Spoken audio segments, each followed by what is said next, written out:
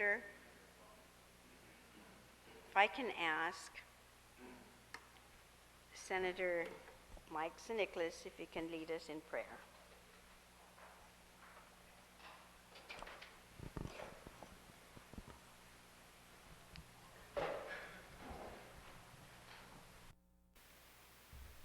That's correct, Mr. Speaker. Okay, so since it's not then going to be a temporary council, but it is also then a council in which really is not someone that's going to be the controlling council, and of course when I read direction, then that tells me the opposite. So my amendment then for this is to provide guidance and expertise to the Chief Technology Officer, to just delete and direction. So that's my first amendment. On the WAMPAT amendment, does everybody understand what the WAMPAT amendment is? On page 5, line 11, where it says that, well, 10 and 11, that the governor will create and empanel an advisory council within the Office of Technology to provide guidance and expertise to the Chief Technology Officer and the Office of Technology staff, not necessarily to direct them. So as to delete the word and direction. Is that clear to everybody?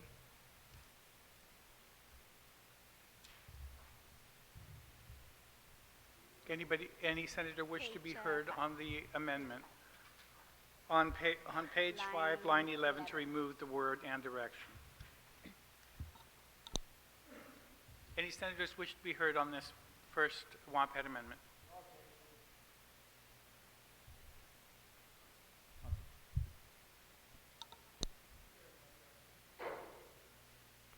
Thank you very much.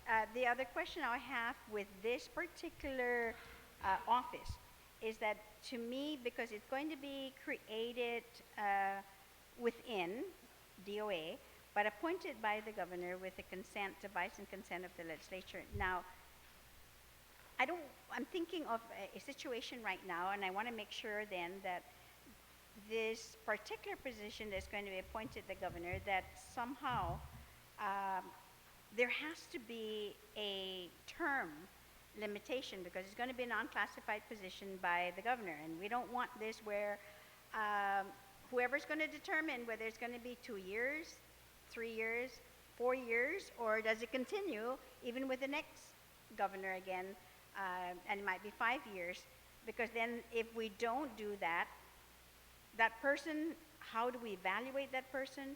Who does that person report to?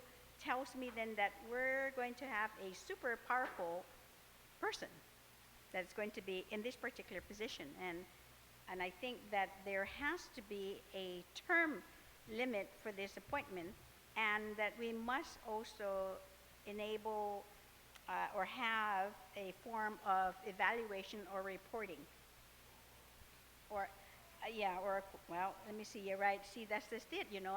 I know in the original bill, I mean, and I saw it, all the scratching out, the deletion of the individual, because when you think of this position that's going to be appointed by the governor, it many times, as much as yes, we like to always find, you know, in their background and expertise, experience, that, you know, they really can do the job. But when you think of an appointed position, it's usually 50% of that is it's a political patronage position, a payback for campaigning or donating or whatever it is.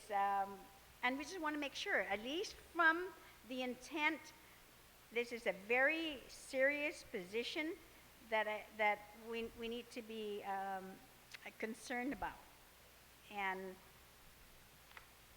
I know I didn't prepare an amendment, but if I can work with legal counsel on this, I would like to, I'll just put it on the floor right now for anyone to maybe just can hear some input in terms of, because I like to put a term limitation, that it be for the duration of governors are 4 years, and that it be then for 4 years or whatever the remaining term, 2 years, and then can be renewed again for another, 4 years.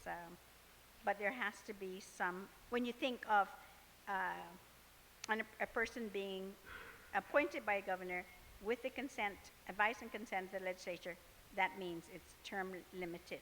But the question is what is the term? Unless Senator Morrison?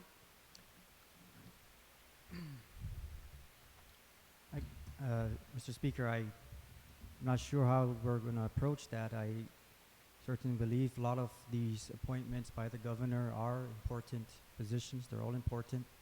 And I believe that'll be subject to the call of the governor. Administrations do change. Directors do change. They do not perform, are subject to an oversight. So I'm not sure where we're going to go with this.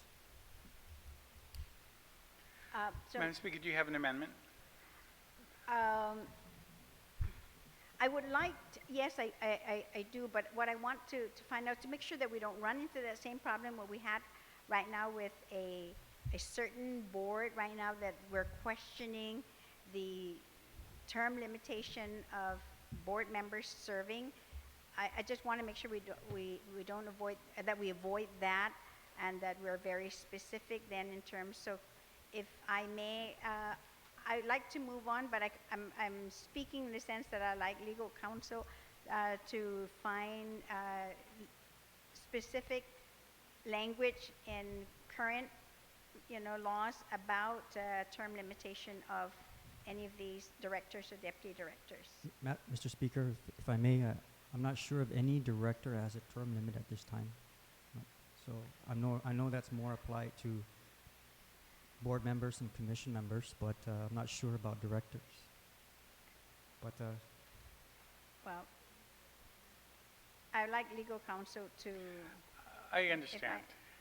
And if we're going to go through this one by one, we'll be here until past Easter. Okay, but I'm going to move on to So the next. what I'm while going to she's do looking. is I'm going to suspend the discussion on this. Again? The three of you meet. Okay, wait, before we And do work that, on then that. let me just get my questions out. I think it's important.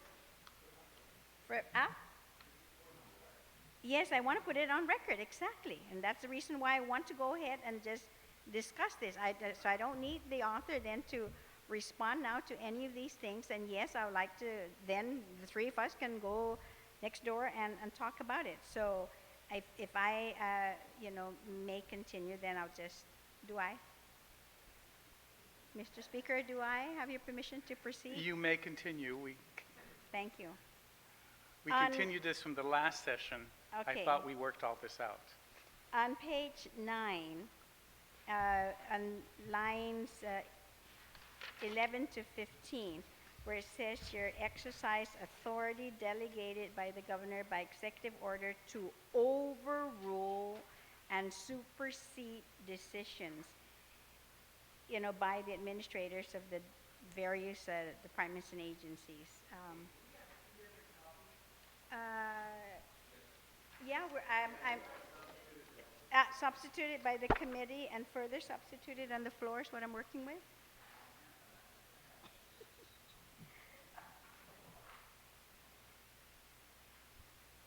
So on page 9, small 3, number 3, lines 11 to 15, that this individual, of course, will be able to exercise, of course, delegated by the governor by executive order to overrule or supersede. I mean, those are powerful words. And so the question that I have then, for record, is can an agency then control its data? Or now, are they not going to control it? Is somebody else going to take over? Is somebody else going to overrule a department and an agency? So that's, one question, and hopefully as we work together on this, I'll be able to get an answer. And then on page 15, on lines 3 to 7, where it says the Chief Technology Officer shall be the project manager for all technology projects of agencies under the jurisdiction of this article. And that the chief technology officer may delegate the project manager duties to an employee or contract manager in the event that project's funding sources, such as a grant or specific appropriation, allows funds to be expended for project management. So the question that I have, although I know in the front it says that a fee will be imposed, they can charge a fee, but if the agency then has no funds available to pay for any of these things, will that agency, or can that agency still get some advice or assistance regarding any system that they currently have in place, or they can't now because they don't have the money to pay? So I'll only provide services when you pay. So, and that's government, so government to government. So that's a question that I think is important that should be addressed. Then on page 17, I think we need to look at, to make for consistency here, because on line 3 we talk about a request for proposal, and then when you go down to line 14 and 15, then there's a request now for bids, or are we talking for requests for interest or an invitation? We need to clarify that to make sure then that it is the language there is consistent. And then on page 17 also, on line 16 down to about 19, that if the chief technology officer evaluates then the suitability of the information technology and telecommunication equipment, my question here is can that officer deem it then, does this blanketly come out and deem it not suitable, and within 10 days of receiving that, and after that 10 days, whether nothing is done or something is done, especially if nothing is done, can then the purchasing of the goods or services that went out for bid then still proceed if no action is found, if it's declared unsuitable? That has to be clear. I mean, like there's no sort of like a due process, a requirement that something be done to determine then that if they meet all these requirements, then if they weren't suitable in the beginning, they met all these requirements later on, then they are suitable, do they proceed? Or if it's just say it's not suitable, but we're going to wait the number of days, after that number of days, then it proceeds. I mean, just doesn't make any sense if you're going to declare it not suitable.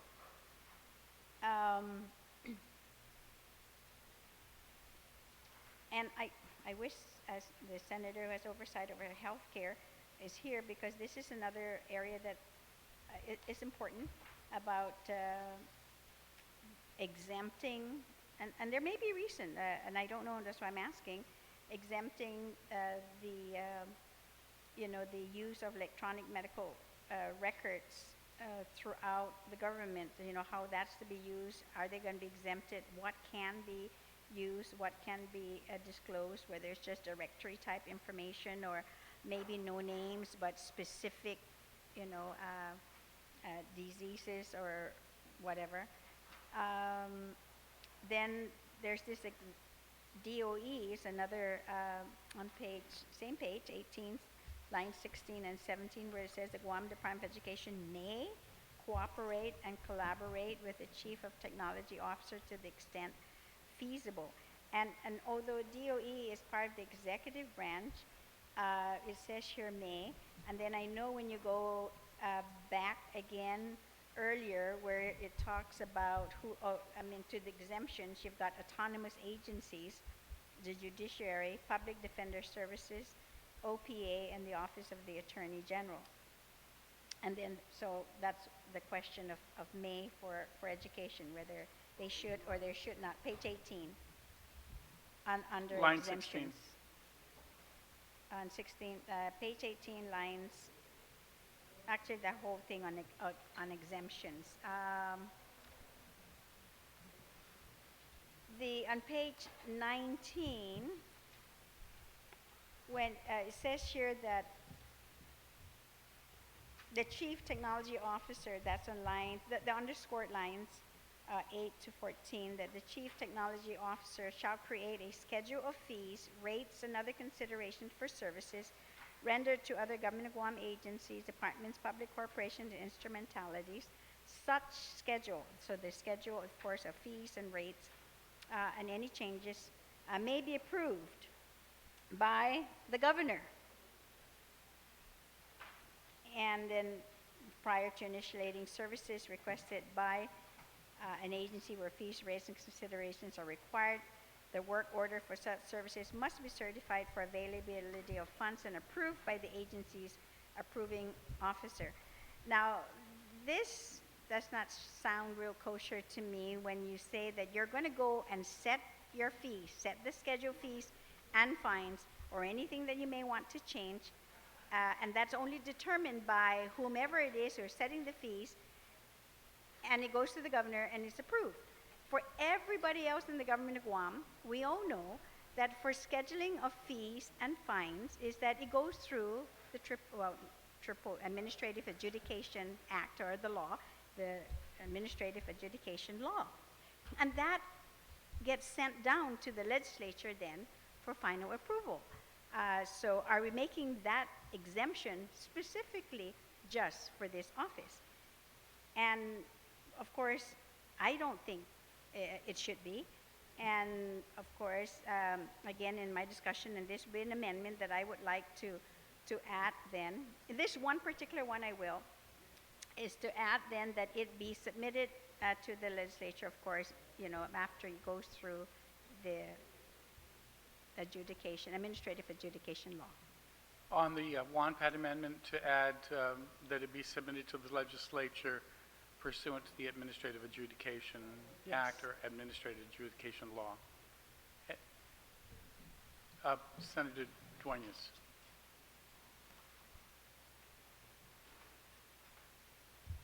So, Mr. Speaker, I'm going to beg the indulgence. I don't know if this would be an opportunity to ask a question to the mover of the amendment to yield. But does that mean then that now what we're doing is inserting language for this section to go through the AAA process? Do you yield? Yes, I will.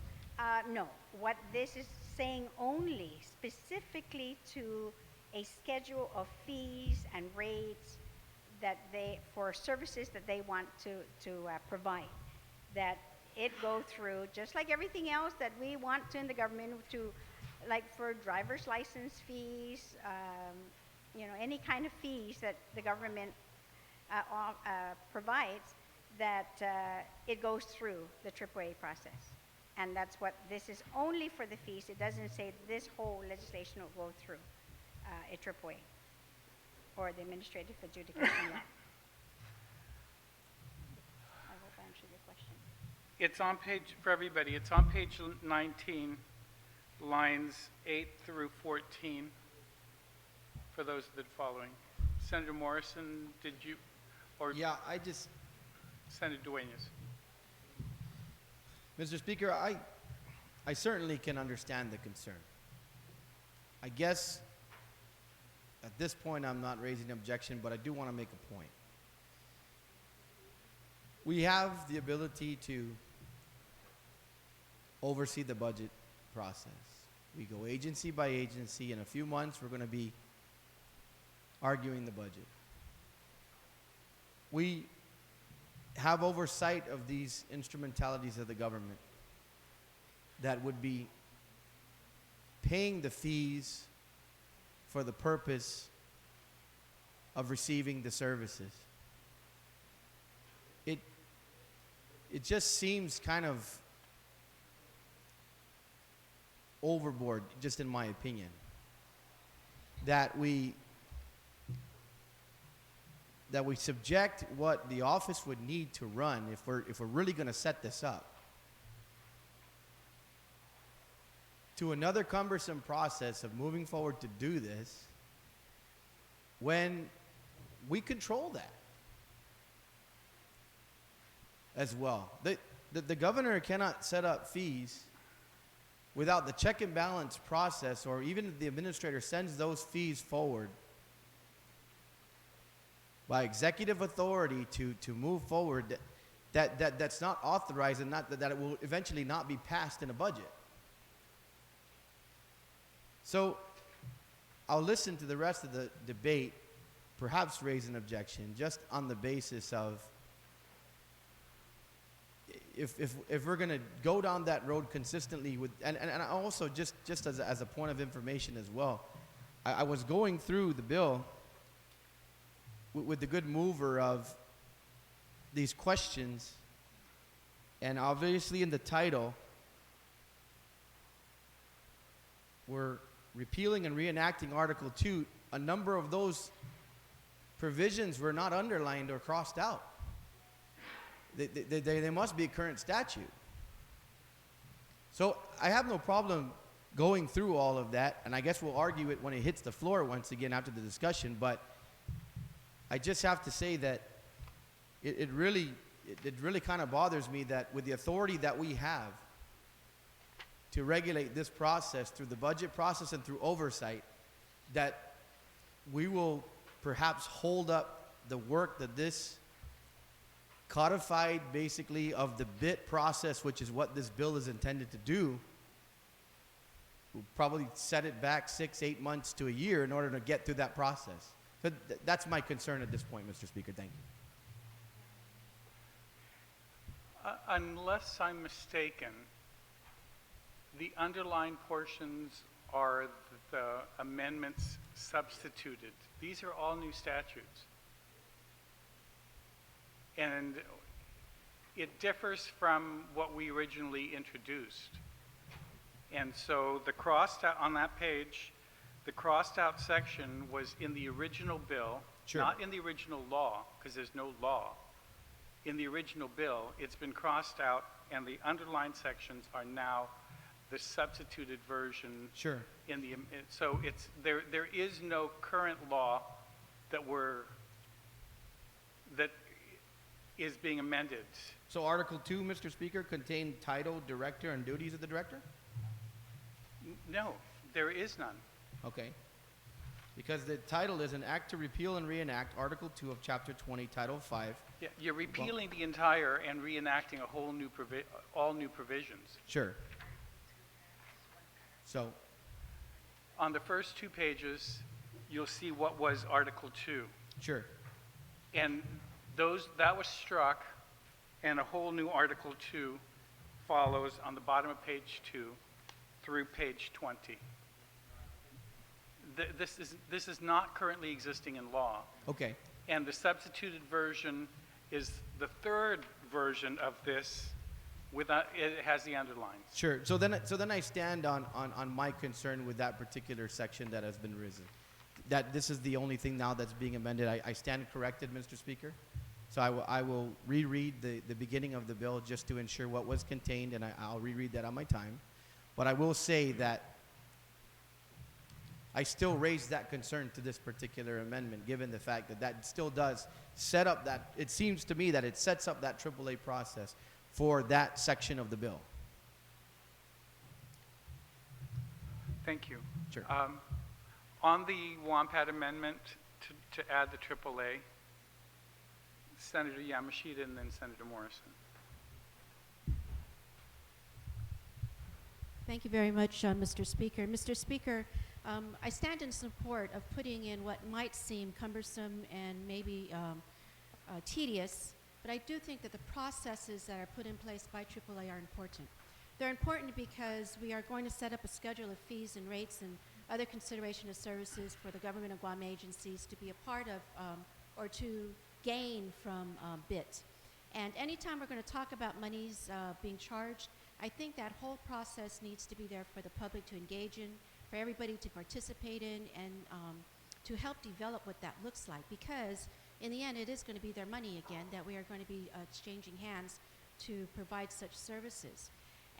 We went, and it is a tedious process, that's for sure. We did this with our mental health fees. We do this every time we raise the lunch money, how much we charge for lunch. And that's all just a real important part of saying to the community that you can step forward and help us determine how we're going to spend your money even further. So again, while it sounds tedious and it sounds like we're putting in more layers, it really are very important layers. Thank you, Mr. Speaker. Thank you very much, Senator Yamashita. Senator Morrison, on the Wampan amendment. Thank you, Mr. Speaker.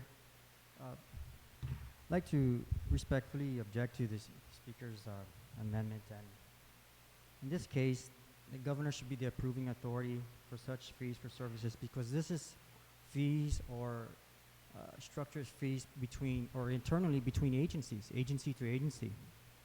It's my understanding that the AAA process is available for any direct financial impact to the public. We are not implying that there's going to be a fee charged to any individual citizen out there by the Office of Technology. And again, I mentioned earlier, this is a chargeback model or cost share model that exists today in the government, set up actually by MOUs where agencies require a technical service or a particular service from an agency that they do not have, and so designed by MOU, it goes through that process. But in this case, this is an agency-to-agency process, and some of them are done by MOUs, and it exists today. So therefore, I respectfully object to the amendment.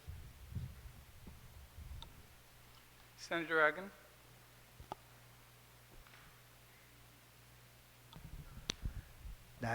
Mr. Speaker, I thought I raised up my hand quickly and you were temporarily preoccupied there. Lo. Thank you. Mr. Speaker, por esta oportunidad. Lo. I want to, in this particular case, I have to stand in support of Madam Speaker's amendment. And the reason being is because any time that revenues are being generated by this government, this body should be aware of the nature of those revenues and where those revenues are originating from. And a good example is the Chair of Finance. He has the arduous task every single year of monitoring not only the general fund mechanism or all of the revenues that are generated through the general fund, but also all of the special funds. And then, as collectively as a body, we have to be able to allocate that based on the existing requirements. We know that very recently, Mr. Speaker, there was an injunction that was rendered where in fact tax refunds have to be paid within a confined time frame of 6 months. In conjunction with that, we know that we have other obligations in which Section 30 revenues have already been committed. In other words, that continues to tighten the belt in terms of how this government allocates its minimum and limited financial resources. So if a government agency, or in this case, the Office of Information Technology, is going to be given that opportunity to assess fees, we as a body need to understand what the extent of those fees are going to have, or what the negative implications are going to have, or the requirement is going to be on any government agencies that are going to be impacted by this. Because guess what? At the end of the day, you don't want the Chair of Finance to come back to, or the agency to come back to the legislature and say, I had to pay $500,000 in fees just to upgrade my information technology requirements, and that fee structure was created by the executive branch, and then have this body have to come back and revisit the cost structure and the appropriation levels that are given to that agency. So really, that's where the transparency comes in and the accountability comes in terms of allowing the fees to be established, this fee structure to be established by the Office of Information Technology. And guess what? Every proposed fee structure that goes through the AAA process, the administrative adjudication process, goes through the chief executive. He, and someday, she will be given that opportunity, or has that opportunity, to be able to review all of these proposals, then eventually it comes back to this body for consideration. We have 90 days to act on it, otherwise it becomes automatically adopted. So that is the mechanism that's already in place. You have the creation of the fee structure by the respective government of Guam agency through public hearing processes, to making sure that they comply with letting the people of Guam know and understand exactly what the fees are for, how they will be applied, what they're going to be expended for. and then allow the chief executive's office to also review those proposed fees. If the chief executive feels that in fact this is going to be too difficult for any of his government of Guam agencies or her government of Guam agencies to be able to meet, then the chief executive has to bring all of the respective entities back to the table and make sure that those fees are commensurate with not only what the budget, with the budget that's adopted by this legislative body, but it meets the ultimate objective of the Office of Information Technology. So I believe, Mr. Speaker, in terms of transparency, in terms of accountability, in terms of making sure that any fees that are imposed on a government agency, which rightfully would impact eventually the entire government of Guam and the entire community, that it goes through the AAA process, and that's only commensurate with making sure that our people know and understand what some of these fees are, and that it doesn't necessarily, it's not, I don't think it would hinder the process, although it would take a little bit more time. I don't think that it would hinder any particular process in terms of allowing our people to understand what the new fees are, what the proposed fees are, and how they're going to ultimately benefit our island and our community. So I stand in support of the proposed amendment by Speaker Wampat. Thank you, Mr. Speaker.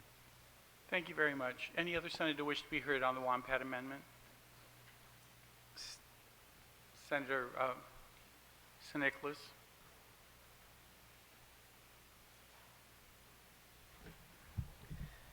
Mr. Speaker, thank you, and thank you to the former speakers. I do share their concerns about implementing fees, and I can understand the worry of having these charges applied to agencies. I would like to put the entire section again into perspective. And when you read it, starting on page 18, line 22, it starts out with the title, Voluntary Assistance. And if you continue on to the language in lines 1 through 6 on page 19, it says any branch or agency may, by memorandum of understanding, avail of these services. And then it says such memorandum of understanding may include fees and costs. So I don't believe that this provision imposes charges on any particular agency.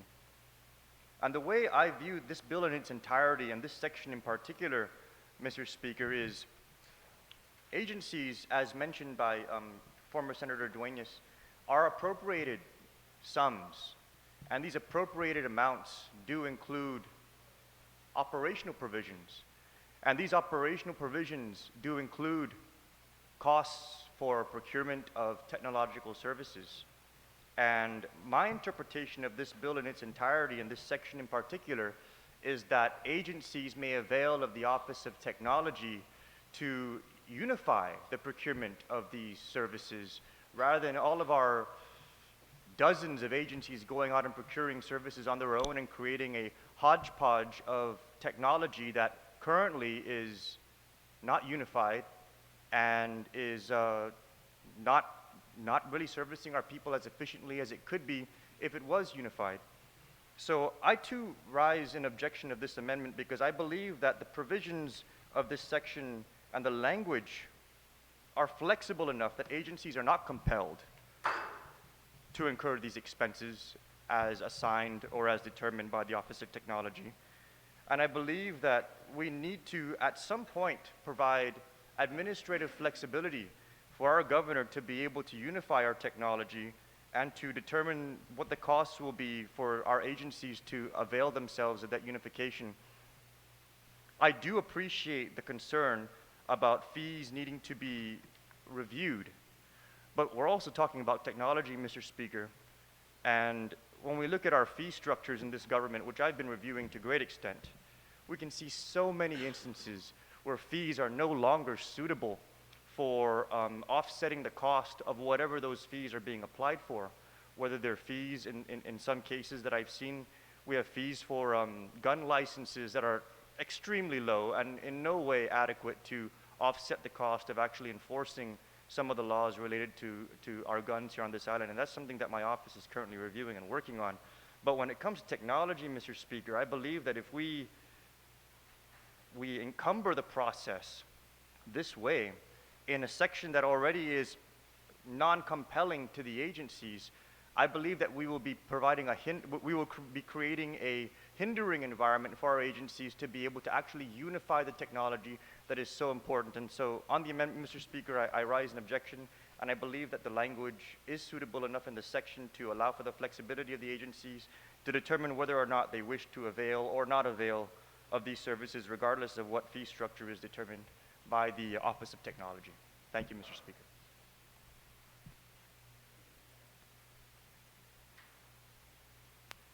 Thank you very much, Mr. Speaker. Mr. Speaker, I certainly agree with the concerns that are being voiced by both sides, but it's also very clear that it says the Chief Technology Officer shall be the project manager for all technology projects. So there's no voluntary opting out of being under the thumb of the Office of the Technology. So while we may say that in one section it says we can voluntarily submit ourselves, on the other section it says we are all under the jurisdiction and under the project management authority of the Office of Technology. So it may be contradictory in terms, and that's why I think the concern's there. Secondly, of course, is the fees that are being charged. You know, we're kind of saying, oh, it's intergovernment charges. Well, who do you think pays for intergovernment charges? The people. Every single expenditure that is appropriated, whether it's in between departments and agencies, from taxes collected, are revenues derived from the people and paid for by the people. So the fact that it's in between agencies and it really shouldn't matter how much we charge them, I think is a flawed analysis of the effect of these fees have on the cost of running our government and the cost that we have to ensure we find in order to support the activities of the departments and agencies. So I still have some concerns, and I still think that even though it is not a direct charge on the public, the fact that the public pays for that charge ultimately when we appropriate the revenues derived from public activity in the commerce and the economic activity of our island means that it is affecting the general public in terms of how much money we spend. So I think that there's enough concern there for me to say that there's no harm in putting it to the AAA, and that I don't think it's going to be an undue delay, and I just think that we should expand. You know, we should just be as open with the information that we have with regards to how it affects our people and the money that they spend to run our government, whether it's in between departments and agencies or between the people and the government itself. Thank you very much, Madam Speaker. You're welcome. On the amendment, Vice Speaker, you recognize. Thank you very much, Madam Speaker. I rise in support of your amendment. I call my colleagues' attention to 20208 and 20209. While it's correct that 20209 says voluntary assistance, I urge everybody to read the first line carefully. It says, any branch or agency exempt from the provision of this article by 20208 may, by memorandum of understanding, avail itself of the services offered by the Office of Technology if the branch or agency determines that acquiring such services is feasible. All government agencies in the executive branch are going to be under the BIT. The only ones that are exempted are on 20208, which are Legislature, the Judiciary, Public Defender, Office of Public Accountability, and Office of the Attorney General. Those are the only ones that are exempt and can voluntarily agree to get assistance by MOA. So all the other government agencies are covered, just as a correction to what was said earlier.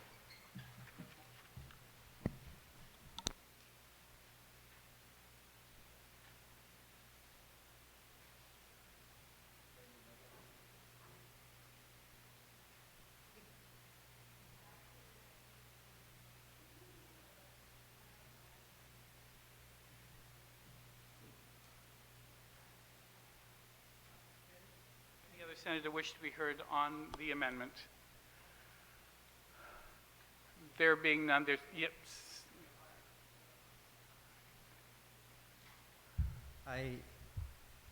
Thank you, Mr. Speaker. I understand the sentiments of the AAA process, and I do respect the AAA process, but there's nothing in the AAA process that allows or exists of a fee structure between agencies. So are we now going to have to amend the AAA process to allow agency to agencies to determine their fee structures between each other? So we got to look at that AAA process. If we're going to incorporate the AAA process into this, we got to ensure that it does allow for agency to agency to determine their fee structures. Thank you very much, Senator Morrison. Before I ask you to close, are there any other senators that wish to be heard on the WAMPAT amendment? If not, you may close, Madam Speaker. Thank you very much, Mr. Speaker. I'll just take that last question and maybe work my way up. That although there isn't this AAA process or requirements per se by law, yes, from the department to department, agency to agency, but those that do charge a fee, however, especially a fee in which some of these regulatory agencies is that they have these commissions that they report to. Like, for example, if they want to raise at one time, or rather any time, the power rates or water rates that on behalf, of course, of the rate payers that, they go through that. The reason, and I'll tell you my reason, as I stated very early on, is that this is a very powerful bureau, division, department, agency, whatever you want to call it, as stated very early on in the beginning, because even when you look again at what we're striking out, no one has any supervision over this particular office. And here we are now, of course, making it to the point where whatever the fees are or the rates are, that really no one has anything to say about it, with the exception, of course, of the governor. Now, when the fees are collected, it is subject, yes, to the budget, where we then would turn around and appropriate those monies that have been deposited into this account for specific purposes, whether it's for the operating of that office. So as you grow the office, you want to grow then, of course, your fees or your fines so you can meet the operations of that particular office. So if it's not if it's only one person, then okay, so maybe the fees might be nominal. But given the authority to go out and hire additional people, given the authority to go to another department and pull out an IT person, then you're going to grow that department. And if you grow that department, you want to be able then to operate that department. You're going to need the money to operate that office. So what do? You increase your fees. And never mind that these departments and agencies, whether they can afford it or not, they're going to have to come to the legislature now, yes, and put in an additional request in their budget so that they'll be able to pay for these fees for these type of services. And in the beginning, one of our colleagues had mentioned that where they're authorized to charge, we don't even know what. And it's no wonder why we don't know what, because now we don't even want to go through the process. We require this of all departments and agencies, and yet we're going to make an exception again to one specific office. That means there's no transparency there whatsoever. And we always talk about transparency and accountability, but we want to throw that out when it comes to this particular office. I mean, gosh, let's try to be a little bit more consistent about some of the things that we do here, and let's follow through with our actions, that when we're going to require this for everybody else in the department and in the government of Guam, that we do the same thing for this particular office as well. And this is an office that we all agree on that needs to be done. It's going to be here for a long time. It's going to help, supposedly, the government to be a little bit more efficient and, quote unquote, reduce the government in this sense that when we automate, then we can let people go because now they don't need to have all those additional individuals. That's, that's part of automation. But I just can't honestly, see how we can turn around the other way, turn our faces the other way now, our heads the other way, because we're going to say that this would stifle the operations, it's going to slow down the operations. It's not going to do that at all. It would really make it stronger when we implement some of these rules and regulations or laws to help support it. And you get some really small departments and needs. Take the library, for example. How many employees do they have there? You can count with one hand. You take their IT person away to go now to service this new office. What money are they going to have to require for those services when you've taken their personnel away already? So you take their person away. Now they're going to add money to pay for these services. It's kind of ironic that, that's exactly what we're doing. And that's the kind of departments and agencies that we have. Thank you, Mr. Speaker. There has been an objection to the WAMPAT amendment. Those in favor of the WAMPAT amendment, please indicate by raising your right hand.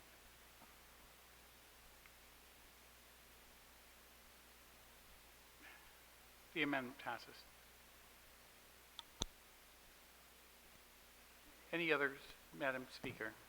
The last question that I have, because one of the things that makes it really difficult, of course, when we do write up bills and we actually say we want to repeal certain sections of certain GCAs, with the exception of where we actually would list it in this particular case, Article 2, Chapter 20 of 5 GCA, where you've stricken out, of course, the duties and responsibilities of the director and the Automatic Data Processing Act.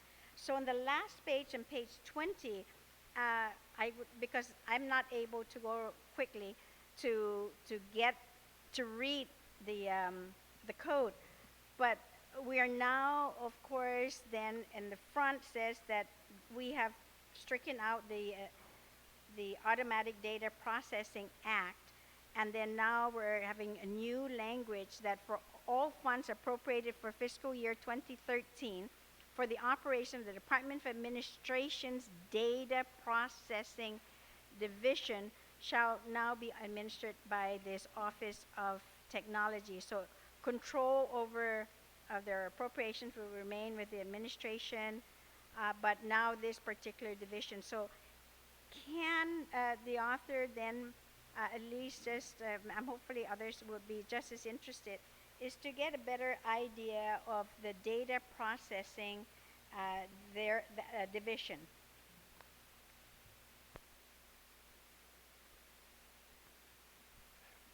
Senator Morrison? How much is in the division of data processing?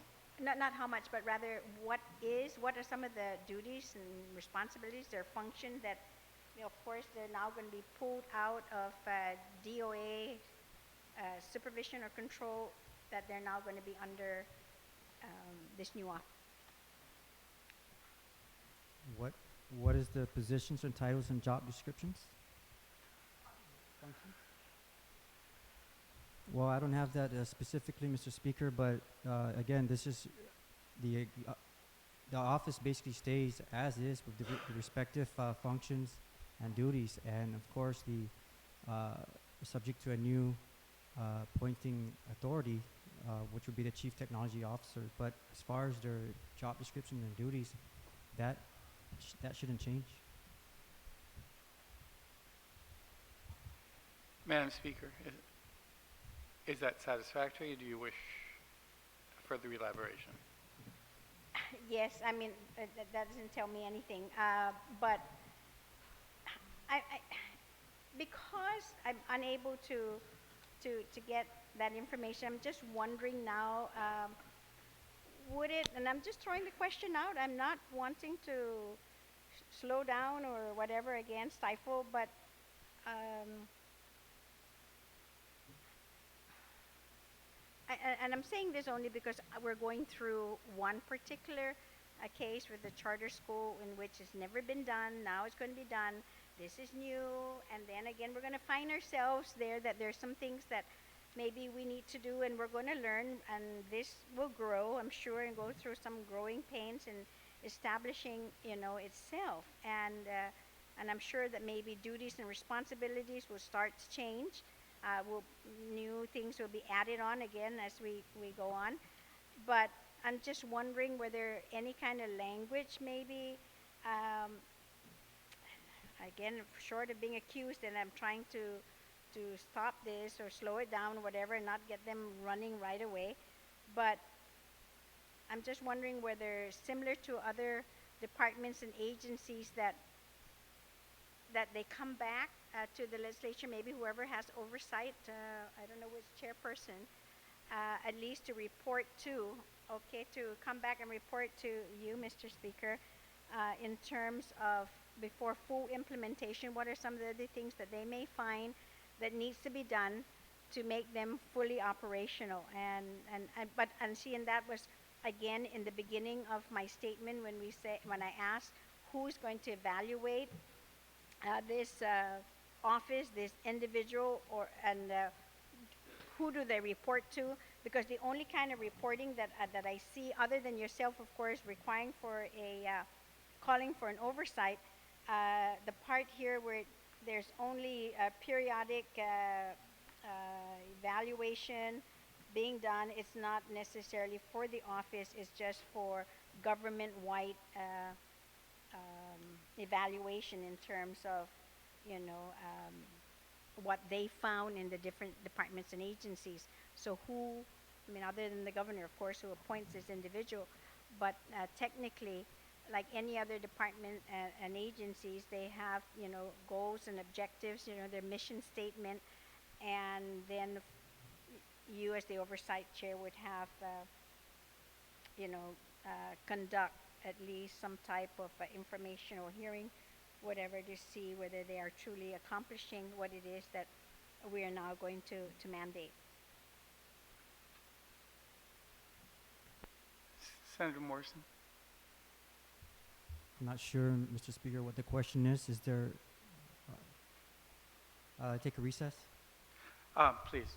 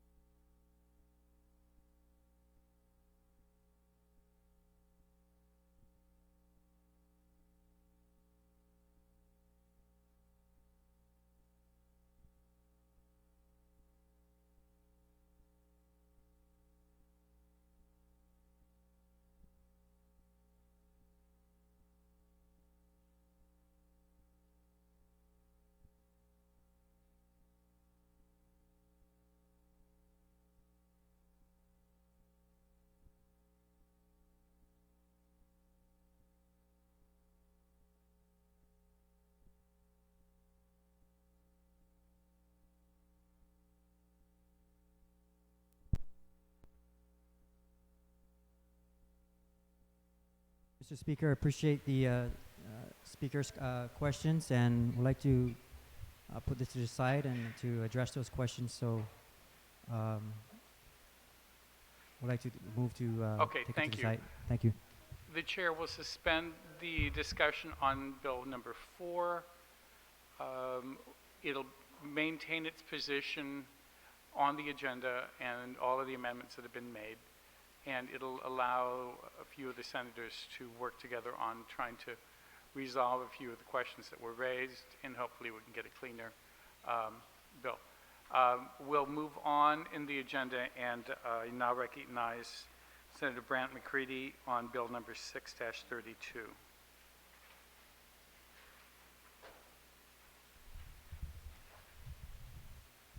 Thank you, Mr. Speaker. I move that Bill 632 be moved to the third reading file, and that bill has been substituted by committee, and I would like an opportunity to discuss, please. On that motion, there being no objection, so ordered, you're recognized to speak on the bill, Senator McCready. Thank you, Mr. Speaker. First, I would like to add an amendment to the bill, and I would like to thank my colleagues for their support to make this legislation effective. You know, I believe it takes much more than just one senator, such as myself. So I'd like to add some co-sponsors to this bill, Mr. Speaker. The good Senator Frank Uggan, Senator Tony Ada, Senator Mike Limtiaco, Senator Tommy Morrison, Senator Chris Duenas, Senator Mike St. Nicholas, and Senator Rory Respicio. On that motion, there being no objection. Thank you, May Mr. continue. Speaker. Bill 6, otherwise known as the Predator Prevention Act, is a concerted effort to reduce the crimes of a sexual nature in our community. Now, Bill 6 strengthens current law and would ensure that convicted sex offenders must serve 100% of their sentence. It also imposes a second strike, whereas those convicted of the first or second degree CSE crime subsequent to an initial first degree CSE conviction would serve a mandatory sentence of at least 25 years up to life imprisonment without the possibility of parole. Now, Mr. Speaker, since this bill has been introduced, I've received a great deal of feedback from the community regarding this legislation. Now, this is not legislation meant to blindly target individuals, nor is it meant to limit the discretion of our judges. It is, however, a statement from this body that we will not accept crimes of this nature. I do believe it is the responsibility of the legislature to improve the quality of life of the people of this island. And I also believe that it is our responsibility to protect the most vulnerable, Mr. Speaker, and that is our women and children. And we need to take this possible crime and protect our kids.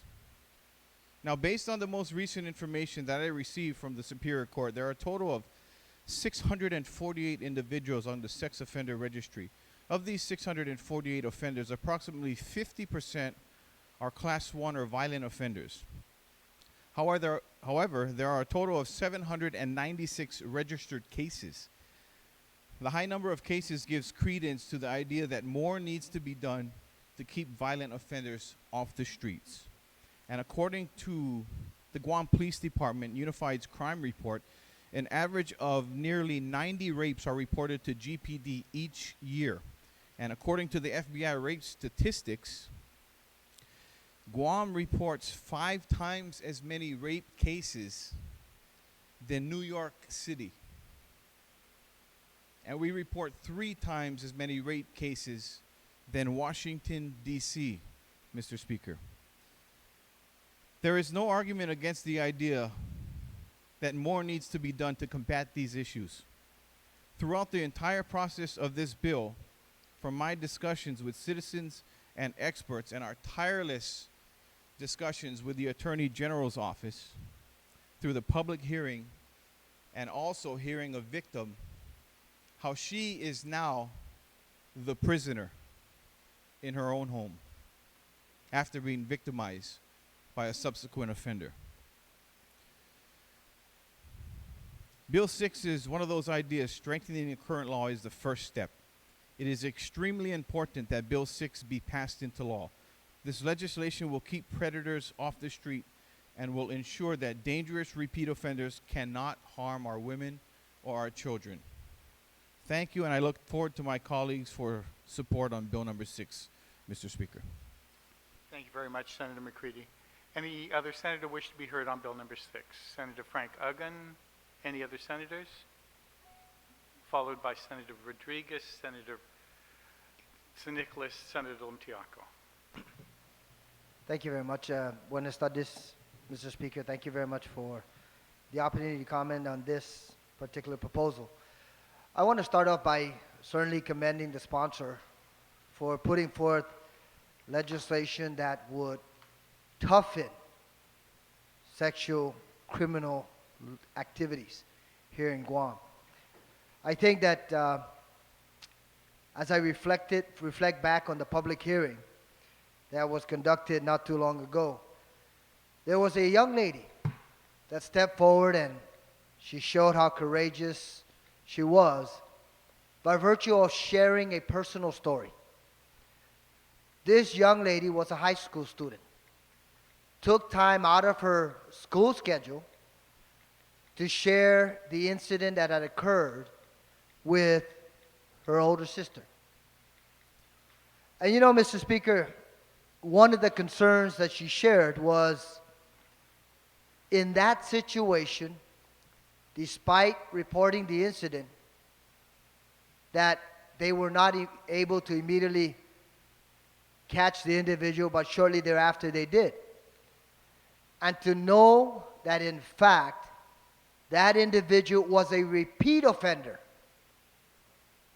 was really breathtaking to hear in terms of the impact that it had not only on her sister, but also on herself, because it just so happened that she was also part of that incident, but not the individual, the direct victim, but indirectly. You know, Mr. Speaker, it's situations like this that we try to prevent by enacting tougher laws on criminals. And I look at this and I say, okay, what exactly is the implication or what would be the end result of a legislative proposal like this? One, you get tougher on criminals. Second, if we want to be a little bit more specific, you get tougher on sexual criminals, sexual predators that are out there, that are repeat offenders to individuals, innocent people out there in our community. But you know, you look at it also from the legal perspective or from the law enforcement perspective, this would have a direct impact on the availability of facilities or accommodations, and I hate to use that word lightly, but accommodations at our Department of Corrections. But you know, you try to weigh the two issues. Are we going to impose some stricter fines and punishment on these sexual predators out there? Keep in mind that these are individuals that already have gone through the process and are convicted for a second or third time. Or are we going to look at it from the other perspective of, yeah, we may not have sufficient facilities. And it's interesting that we didn't have any statements provided by the Department of Corrections. But you know, you look at it also from the third, from a external perspective, in addition to taking care of sexual predators and making sure that they're properly incarcerated and they get the message, we get tough on crime, and hopefully it acts and it serves as a deterrent. Also recognizing that as a result of this legislation, it may increase the number of individuals incarcerated at Department of Corrections. But the third perspective that I want to also share, Mr. Speaker, is where do we start in terms of trying to prevent these situations from occurring in the first place? What do we need to do as a community so that in fact these individuals either get the assistance they need before any incident occurs or before any criminal activity occurs, or provide the support mechanisms for the families so that in fact the families can continue to be at the core of any community. And that is where the challenge comes in, Mr. Speaker. We just recently as a community went through a major incident, whether we want to call it 212 or give it another name. And one of the focus of a good number of our colleagues in this hallway was to move in the direction of mental health support and psychiatric assistance for and availability of these services for our people in the community. That is another part of the equation. And one of the comments that was shared during a roundtable discussion is that when some of our people reach out and ask for assistance, sometimes the support, the immediate support is not there because many of our mental health professionals right now are overburdened. So, you know, you look at it from a cyclical perspective, Mr. Speaker, yes, we have a challenge here in our community. We need to look at the core of the family and continue to encourage our families to provide that support, that much needed support, so that if an incident were to occur, the first option is to always go and go to the family, seek that initial emotional support, but also recognize that there's a mechanism out there in the community that where you can report the incident and you will get that support from not only your government, but hopefully in this case, originally from the family. That's one particular angle. Looking at it from that perspective. And then transitioning to make sure that if any individual recognizes that they need to reach out and get that familial support or that mental health support, that those services are available. That's the challenge that we face before an incident occurs. And I certainly hope that in conjunction with acting on legislation like this, which I certainly stand here and wholeheartedly support the concept of getting tougher on criminals, especially in this case, sexual predators. But we also need to bring it back home and see what else, what other services or what other situations we need to address, whether it be at the core of the family, providing that much needed support and encouragement, or whether it be providing necessary emotional / psychiatric / mental health support to individuals that may reach out because they recognize that they have a mental short-term, hopefully a short-term problem before an incident occurs. But it's being able to tie all of those situations together, Mr. Speaker, that we need to recognize also that this legislation is excellent legislation that would get tougher on crime, but we also need to recognize that there are other areas where we need to provide some additional support. I want to go back again, Mr. Speaker, to that young lady that provided that testimony during the public hearing and congratulate her and commend her for her courage and her strength for sharing that direct personal story, because to me, that was the gist of standing here. That is one of the fundamental reasons why I'm standing here and endorsing this legislation, because it's situations such as those that we need to let our people know and let individuals who are innocent, who may eventually become victims, let them know that there is a system in place, that we want to not only get tougher on crimes, but hopefully, as we come full circle, we provide all the necessary support to individuals who may need it. But in closing, Mr. Speaker, I hope that not only does this send a message to our community, but just as importantly, that our people recognize, and the younger generation. I know that there was mention about females or women and girls, but this could happen to anyone. I certainly hope that the message goes out to our people that there are systems in place, there are programs in place, and we encourage you, if in fact you need that help, that assistance, that you reach out, and hopefully that the services will be available. If not, then that's where we step in, and we try to acknowledge that there's a little bit of there's a little shortcoming in certain areas that we need to provide some additional support, and hopefully we as a community can prevent really the application of this provision. Because if ultimately we prevent the application of this provision, that tells us something, that yes, We have tougher laws in the books, but they're not being applied because our people are getting the support that they need up front before any incident occurs. So hopefully that's the situation.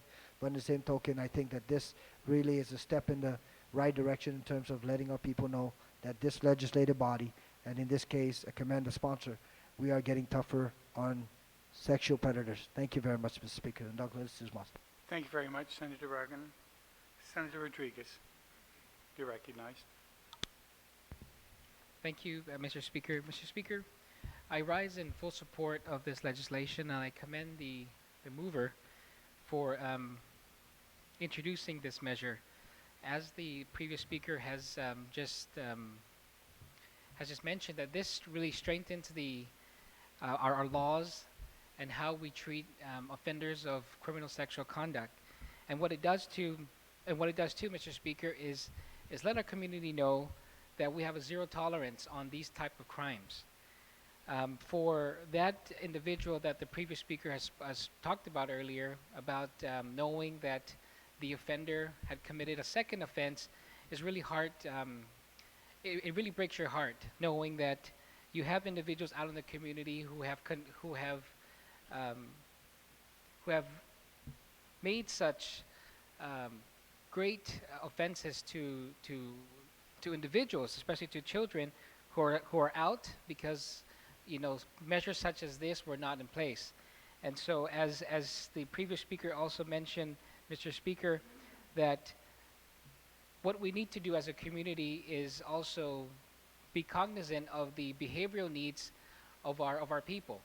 This alone, I have to admit, won't stop these types of crimes from happening completely. What it does is make sure the people who commit those crimes are out of the streets, are in a place where they're supposed to be. But what we need to do, Mr. Speaker, is also address the behavioral needs and the mental challenges some of our people in the community face.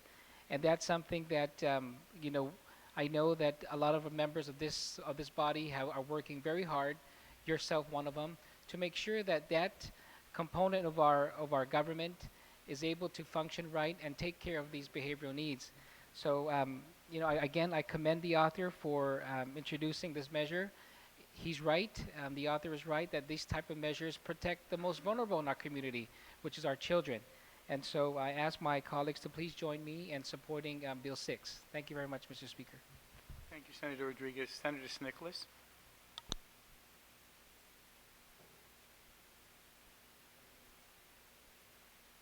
Thank you, Mr. Speaker. I too rise in full support of this bill, and I want to commend the original author. I want to give him full recognition and commendations for this bill. I want to commend Senator Brant McCready for a very, very good bill.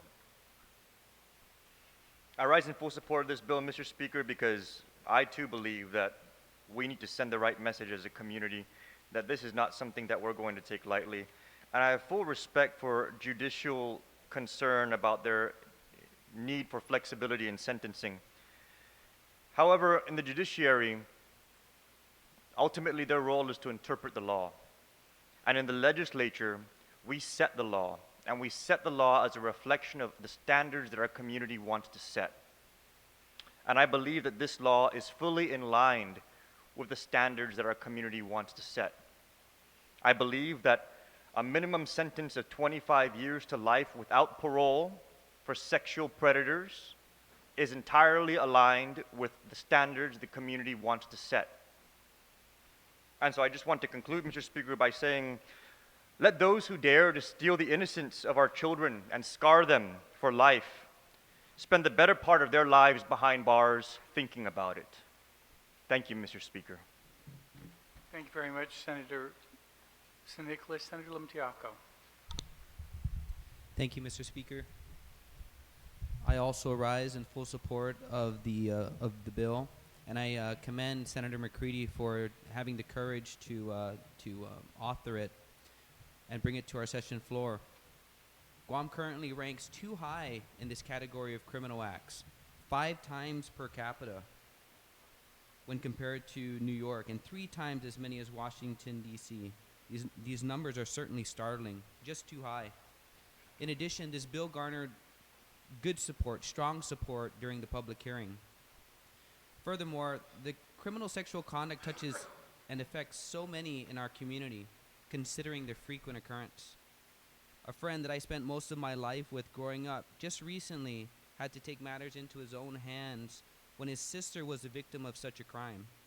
He single-handedly investigated the case, which led to the arrest of the suspect. And it affects far too many in our community and erodes our culture of mutual respect. I had some concerns initially with the language, but the bill as substituted allays those concerns and has my full support. I ask my fellow colleagues to also support the bill. Thank you very much, Mr. Speaker. Thank you very much, Senator Limtiaco. Senator Yamashita, are there any other senators that wish to be heard on this bill? Okay. Senator Yamashita, you recognize. Thank you very much, Mr. Speaker.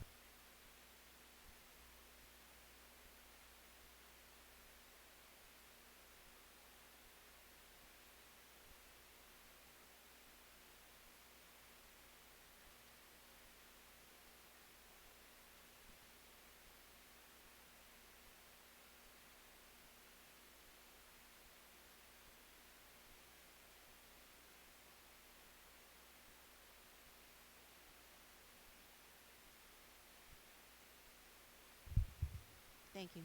In 1 week alone, we had 79 child abuse referrals, incredibly high. About a month ago, Madam Speaker and I hosted a sexual violence conversation in the public hearing room, which it was filled.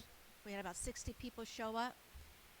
And as we talk about this kind of intervention, that you do this, this is what shall happen to you, we're talking more and more about what will prevent, and previous speakers have alluded to that.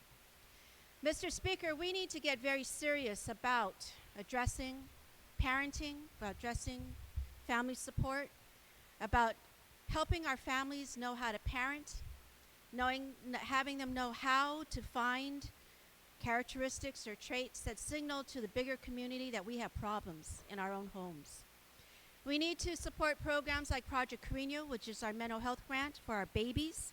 Right now we have 80 babies with mental health issues that are being serviced by a grant that Guam wrote for and succeeded in getting. We have hundreds of kids at Ifamagonta who are helped by systems of care. We have many mental health issues. We know the unfortunate Tuman incident with Chad, and then about 3 weeks later with Mr. Cepeda. And we know that it's all around us. But we need to start early on in early childhood education, and people know how. That's what we need to do, starting at birth. How do we do this? How do we identify? How do we step in? The community conversation that Madam Speaker and I hosted came up with 3 major ideas, and we will be following up with the Attorney General on April 3rd with the Vice Speaker's Lonnie Kate Act, which talks about violence beginning with our very young. And this group has decided that we really need to drill down in the data. And that means starting at elementary. We need to talk to them about what they're hearing, what they're doing, how they're being influenced. Right now, we do get data at our middle and high school, but this group of lawyers, this group of social workers, these teachers, these psychiatrists, everyone is saying we need to start at the very beginning, which many of us have been saying. We need to start studying our offenders.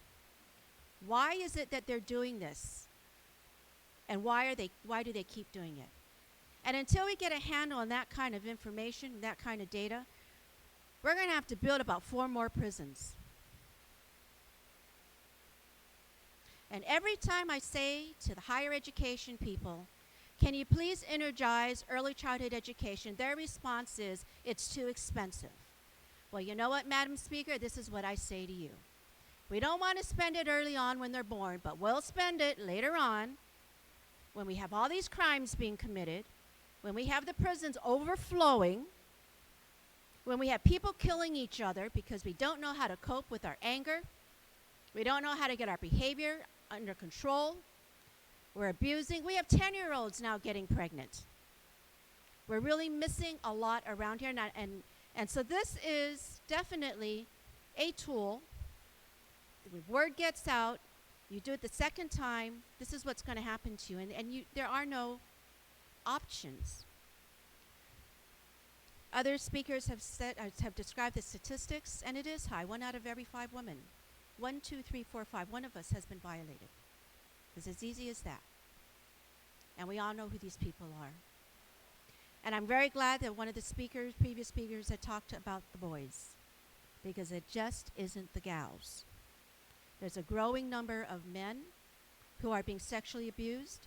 And in that conversation that we had with the community, Madam Speaker, if you remember, the data is showing that the highest percentage of people being abused are those in our gay, lesbian, transgender community. We need to stop it. We are disrespecting ourselves and others, and we are hurting our community as a whole. So this is a tool in the big picture, but there's other parts of it that we really need to get serious about and address.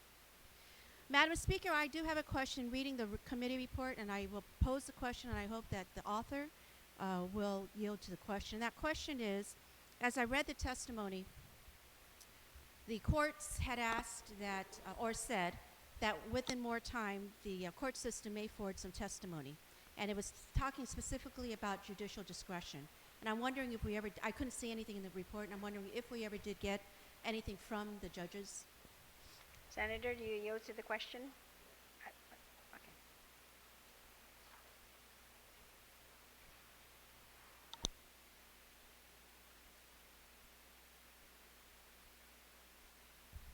Thank you, Madam Speaker, and thank you for the question to the good senator who asked it. Yes, we have not received anything from the courts, Madam Speaker. Thank you very much. Senator? Okay. Madam Speaker, thank you very much for giving me the opportunity to speak on the bill. Thank you. You're welcome. On the motion, are there any other speakers?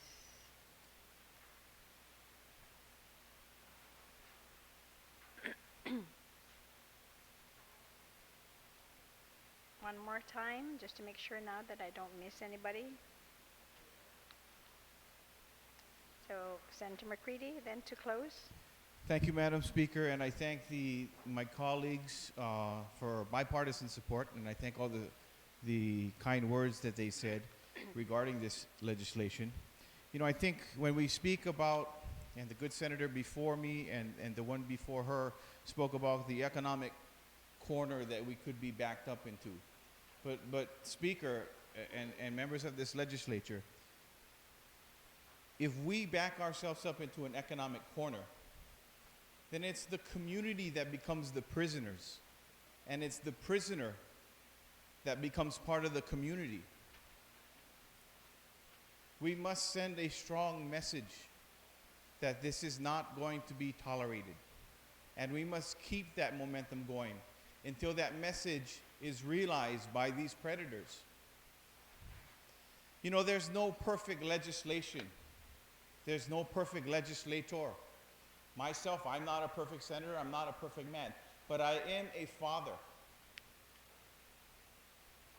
And there's fathers in this room with me right now. And our jobs as fathers or mothers are to protect our children from the evils of this world and to protect our children from sexual predators. As a senator, I think it's our job to protect our community as if they were our own children, if they were our own mothers, sons, or daughters. So once again, Madam Speaker, I thank you for the opportunity to speak on this bill, and I ask all of my colleagues to support Bill number 6, the Predator Prevention Act. Thank you very much. Welcome, Senator. On the motion to send Bill 6-32 to the third reading file without any objections, so ordered.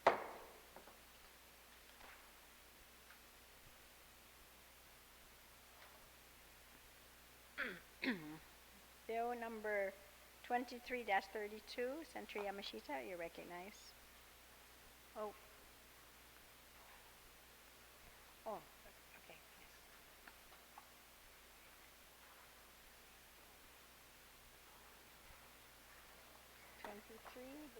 Does everybody have 23?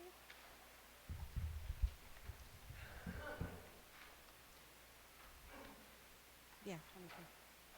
Madam Speaker, I'm going to ask that, I'm not exactly sure how to say this or use the right words, but I just received something from the family. I received it this morning from your office, as a matter of fact. And then I'm now going through the process of addressing those concerns that were posed to me less than 12 hours ago. So I'm wondering if I can set this to the side, and then once I finish looking at that, then we can decide what are the best steps. Okay. Thank you. So on that motion then to set aside and without losing its place, no objections ordered.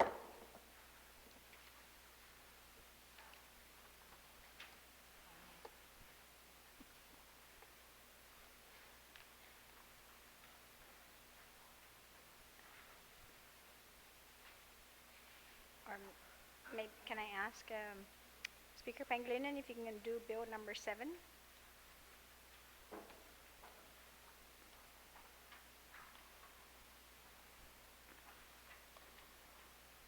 Transfer property. Thank you very much, Madam Speaker. Madam Speaker, I'd like to move that Bill number 7-32 COR, as introduced by yourself, an act to add a new section 80105I to Chapter 80 of Title 21 Guam Code Annotated relative to the transfer of property under the jurisdiction of the Port Authority of Guam to the jurisdiction of the Guam Ancestral Lands Commission, that it be placed in the third reading file. And you want to talk just Yes. briefly? Thank you. Thank you very much. Madam Speaker, thank you very much for allowing me the opportunity to introduce your bill and make the motion and to talk a little bit about it, because I certainly support it wholeheartedly. It's the record of looking out for the interests of the people of Guam when it comes to having the people of Guam reclaim their original lands that were taken by the military government and subsequently returned to the government of Guam or to the departments and agencies of Guam, and are no longer required for the operations of those departments and agencies. That the policy as set forth by this body is to return these lands to the greatest extent possible to the original landowners. And as you know, Madam Speaker, as you have placed in this bill, such lands continue to exist that are under the jurisdiction of the Port Authority of Guam. And in this case, of course, it's portions of Parcel 1 south of Route 18 and contiguous to the North Apra Harbor Parcel 6 site abutting Marine Corps Drive on the east. And then specifically original lot number 127 PI owned by the estate of Maria Salas San Nicolas, Antonio Salas San Nicolas, Carlina San Nicolas, Rapola, Joaquin S.N. San Nicolas, Joaquin S. San Nicolas, Maria S., Mr. Dolores Wistic San Nicolas, Rosario San Nicolas, Iriarte, Consolacion S. San Nicolas, Ignacia San Nicolas of J.E., Dolores C. San Nicolas, and Ana San Nicolas Sanford in the municipality of Pt.2. As you know, Madam Speaker, these individuals had their lands taken by the federal government and were used right after the war to advance the occupation of Guam and the effort by the federal government at that time, of course, after the conclusion of World War II, to meet its mission in the Pacific region. We know then that in the reevaluation of the resources needed to meet the military mission of the Department of Defense within the Pacific realm, that the Congress of the United States, through actions prompted by the excess returns bill introduced by Congressman Wampat, Congressman Blas, Congressman Underwood, which had it successfully passed under his term, and allowed for these lands then to be returned to the government of Guam.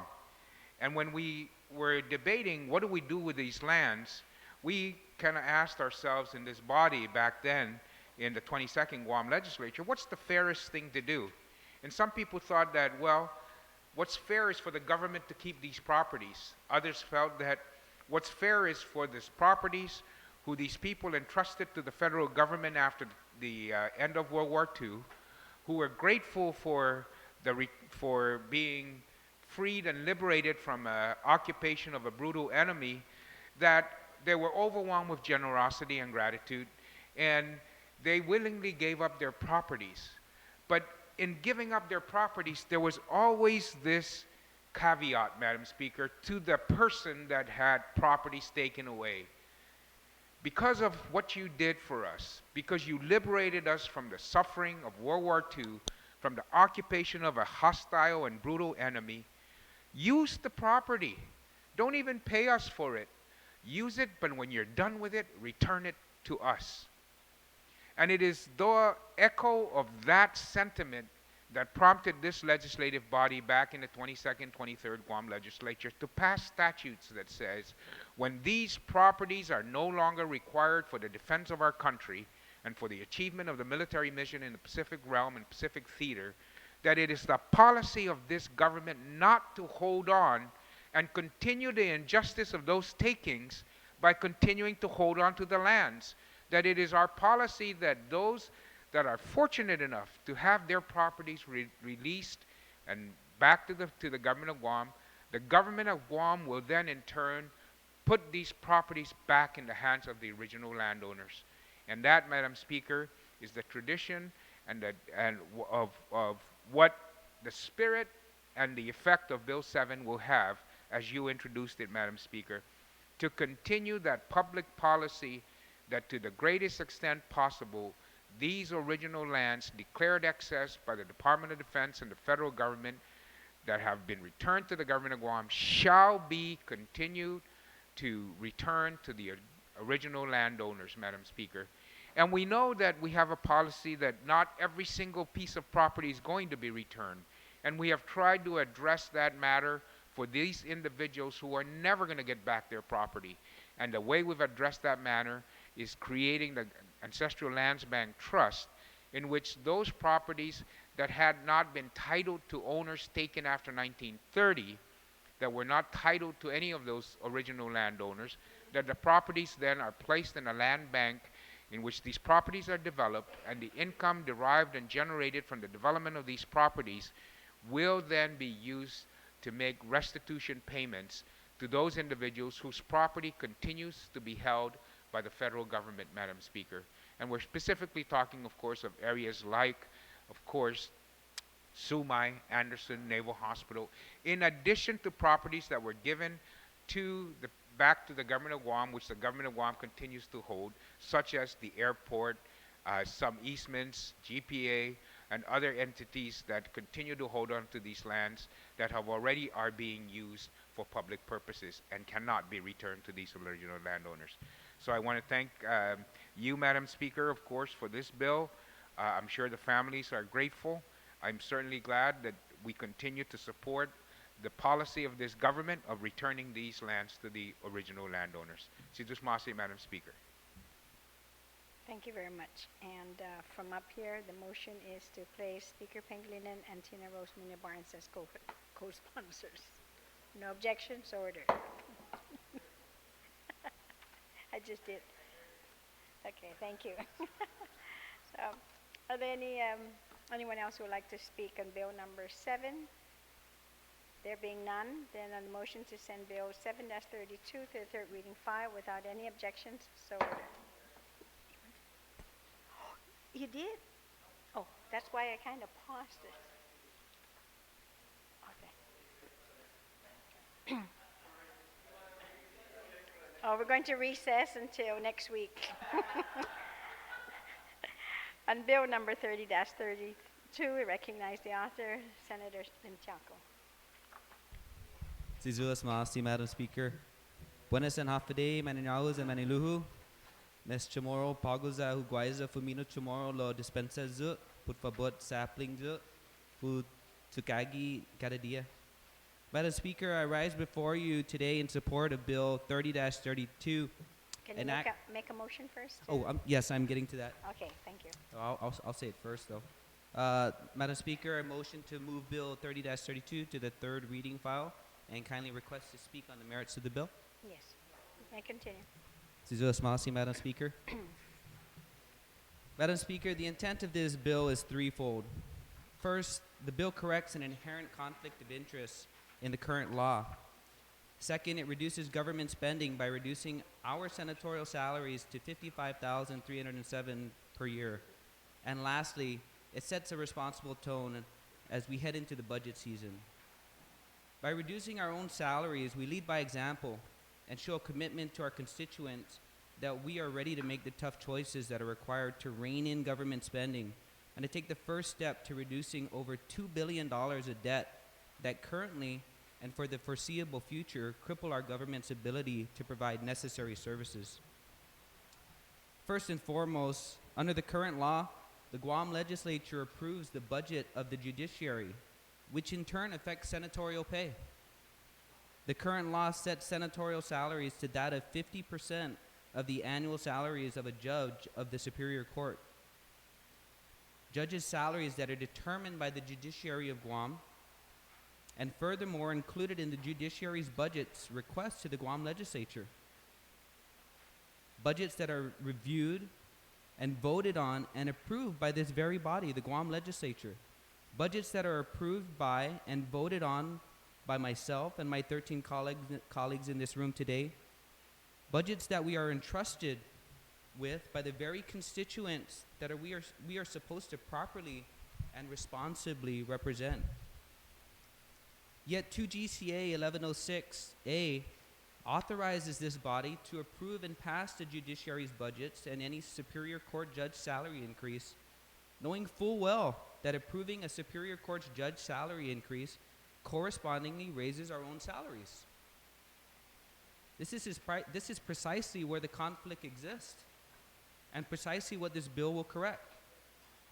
Bill 30-32 removes the language that sets senatorial salaries on Superior Court judge salaries and resets senatorial salaries to $55,307 per year, which is the original salary that existed prior to the increase associated with the budget that was approved by the Guam Legislature and subsequently raised Superior Court judge salaries and in turn senatorial salaries.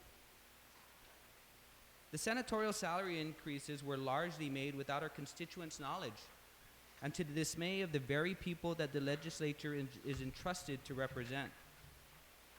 Not necessarily with any intent by this body to do so, but by the very nature of the existing law. We have heard a lot of talk about transparency and an open government, and yet what the current law allows is anything but that. Additionally, a reduction of senatorial salaries to $55,307 per year will reduce legislative spending by just over $85,000, which can be subsequently removed from the legislative budget and prioritized to one of several agencies that are currently failing to provide much-needed government services. The argument to reduce senatorial salaries as well as reducing government spending is further supported by our current financial position.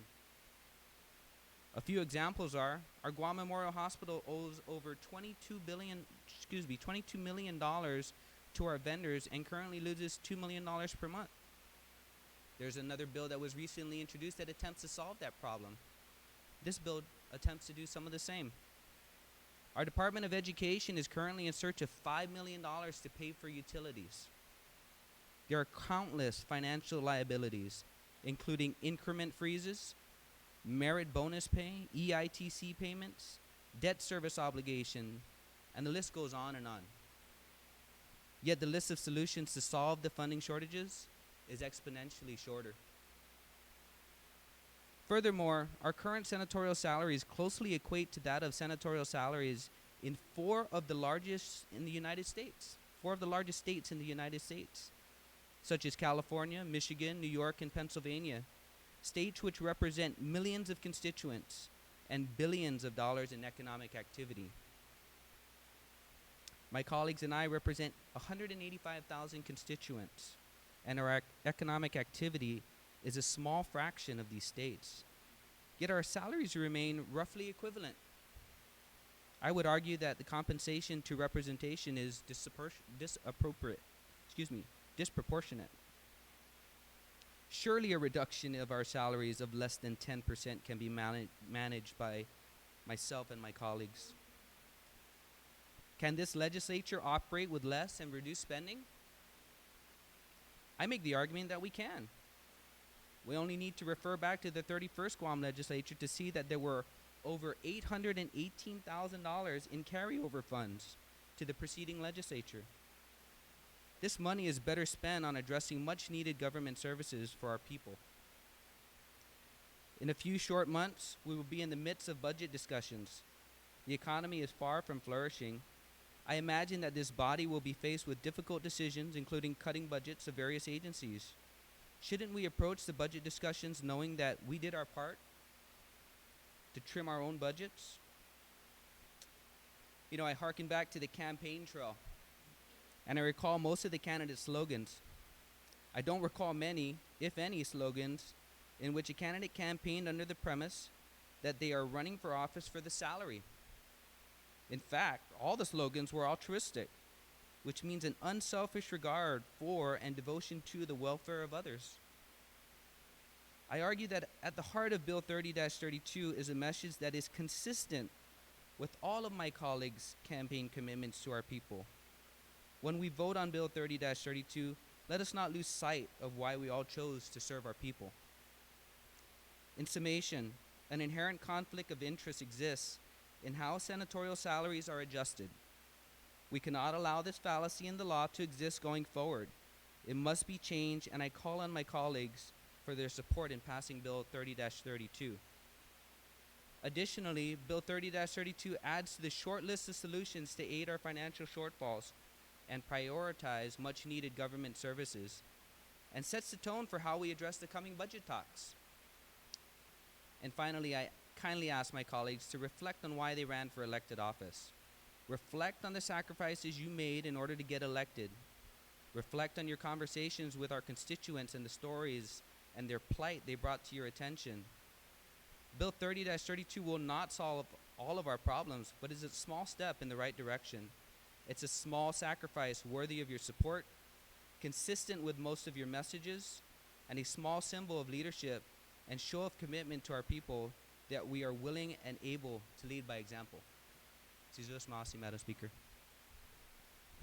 Welcome, Senator. On the motion, Senator Siniclich, you recognize.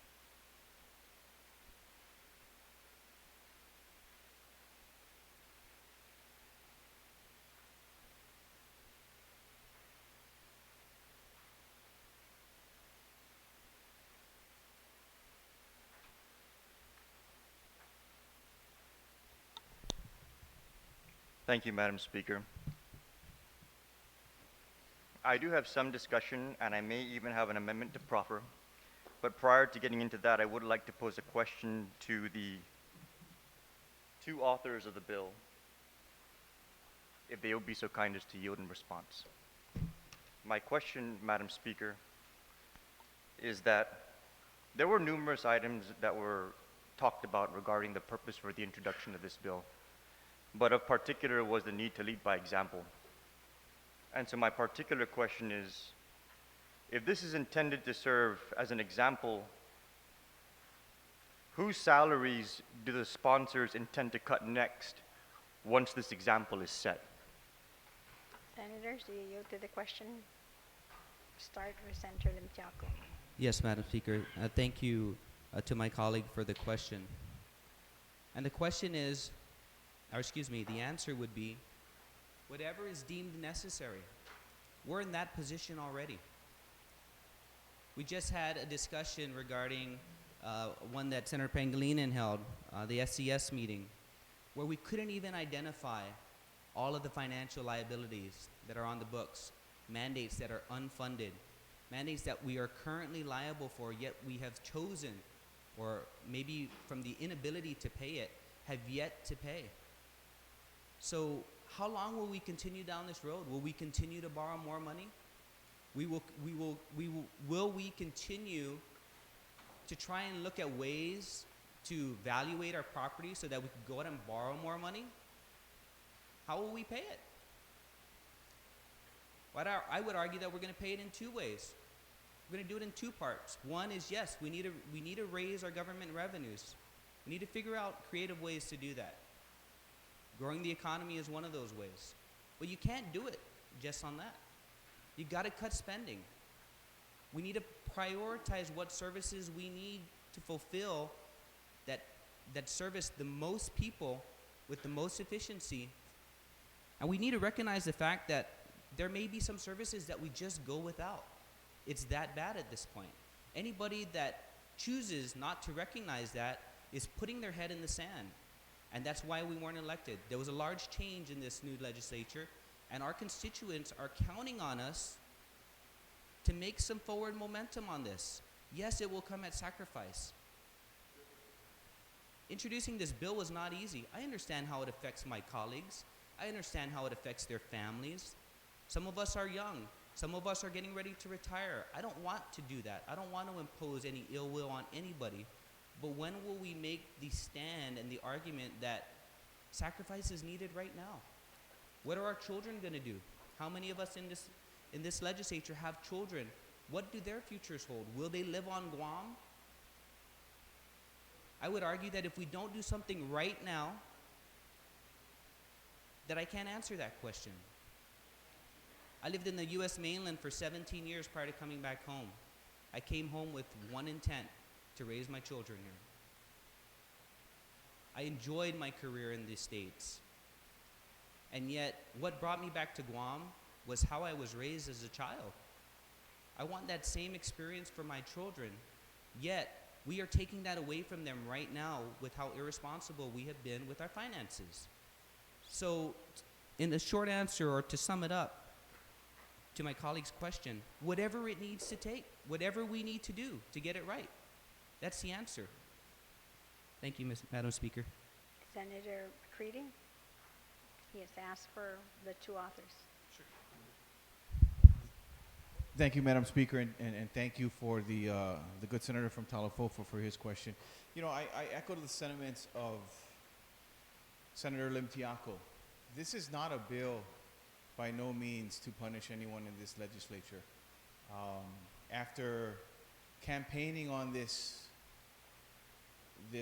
issue and then coming into the legislature and seeing the work that this body does is something that nobody really knows what happens until you get in here.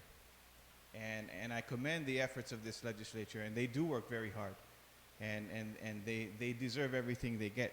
But when we talk about giving yourself an adjustment and leading by example,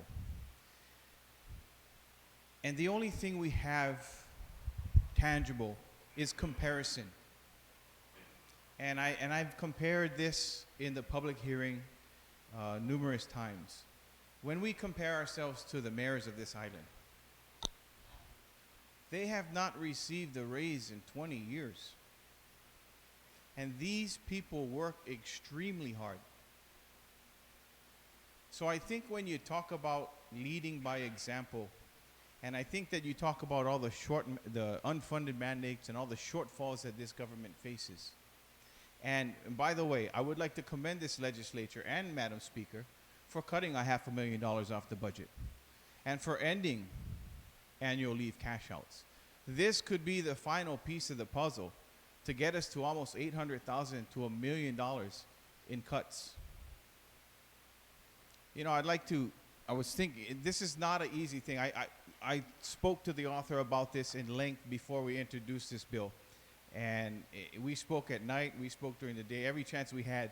Is this the right thing to do? It's not the first time that a bill like this has ever been introduced. But I say if this bill has any merit to it, then let it stand on its merit. Let it be voted on in the third reading file. And if it passes, it passes. And if it doesn't pass, then it doesn't pass. We still move forward as one. So thank you very much. You have the floor. Thank you, Madam Speaker. I proffer the question of if this is an example, who's going to be cut next, because I really would like to understand what kind of an example we're trying to set in cutting ourselves and the direction that we're trying to take our community and this government, the people's money, the people's government. And I ask this question, Madam Speaker, because we adopted Resolution 2-32, which sets a vision and mission statement for this body. And on the engrossed copy of this resolution, I see the names of the two authors here as introducers of this resolution as well. And in this resolution on page 2, item 6 of the mission statement, it states that part of our mission is to protect the livelihoods of all the hardworking people by avoiding layoffs, salary cuts, reduced hours, and wasted tax dollars. And this resolution was adopted by this body, and on the premise of this resolution, all those who voted in favor of it, at the very least, if not those whose names are on the introduction column, should stand firm and not take this first step down this path, because I don't believe that this is the step that we need to be taking at this time, Madam Speaker, and I don't believe this is the step we need to be taking at this time because our governor himself has stated that the deficit is gone. And one of the authors, when I posed the question, responded that those who choose not to recognize our financial situation are, quote, putting our head in the sand. So the deficit is gone, is it? And if it's not, then are we putting our head in the sand? I believe that before transparency, there must be consistency. And the consistent thing for us to do is to determine whether or not our financial situation merits us taking the steps towards cutting. And if it does merit that step, Madam Speaker, then let the cuts begin here. Let it also extend into the executive branch, and let our bodies take the massive amount of cuts first before we begin cutting our people. But as the two previous speakers stated, Madam Speaker, there is no step after this. This is the leadership by example, but when asked directly who's going to be cut next, there is no direct answer. And so I would proffer, Madam Speaker, that if the deficit is gone, and there is no direct answer on who we're going to cut next, then is this a step that we're supposed to be taking now? And I ask this question, Madam Speaker, because if we're going to be setting examples as lawmakers, then let us set the example. And the example that I want to set is the example to work hard in service of our people. And part of the work that I've been doing, Madam Speaker, is not going to pay back the people of Guam 10 times my salary. It's not going to pay back the people 100 times my salary. It's not even going to pay back the people 1,000 times my salary. The work that I'm focusing on, Madam Speaker, in my committee is focusing on $120 million in accounts receivables of the people's money that we need to bring into this government. It's focusing on interest and penalties of $11 million over the last 20 years that we've been waving away in the people's money. It's focusing on $11 million of accounts receivables that have lapsed the statute of limitations that our government has failed to collect. That is the work of my $60,000 salary, Madam Speaker. And I believe that we must continue to work hard in order to produce for the people. The return on investment is what we should be measured by. It is what the people will measure us by when they come back to vote for us. And I'd like to also touch on the issue of campaigning and voting, because it was brought up that none of us campaigned on anything related to keeping our salaries, but I beg to differ. I spoke very clearly when I was interviewed about salary cuts, and I said plainly that I don't believe we should be cutting our salary. I believe that we should be working so hard that people want to give us a raise. And that's what I've been doing, Madam Speaker, pursuing $120 million in accounts receivables of the people's money is a far cry from the $85,000 that this is intended to save. And so the example that I want to set is for all of us to realize that we in this body and the people of this government are not worth less, but rather that we in this body and the people of this government should be doing more. And so in line with that, Madam Speaker, I respect the example that these two fine gentlemen wish to set. And so I do not rise in full opposition to this bill, but rather I would like to proffer an amendment. In the event that this example is something that they want to follow through with, I would like to amend this act and have this amendment circulated. It's already been drafted. And this amendment, Madam Speaker, is to strike the entire Section A as proposed, which would have it revert back to the original language in law. Excuse me. And to instead propose a Section B. Section 2 GCA, subsection 1106B, is repealed and reenacted to read B. In accordance with subsection A, any senator may voluntarily reduce to an amount that they choose the compensation they receive as a member of the Guam Legislature. If others in this body wish to voluntarily reduce their salary as the example that they want to set, so be it. As for me, I'll put my faith in the people. I will work hard for my money. I will continue to pursue this $120 million of the people's money, and I will not so volunteer. And I have faith that the people will respond to that kind of a return on investment. And so, Madam Speaker, I would like to proffer that amendment.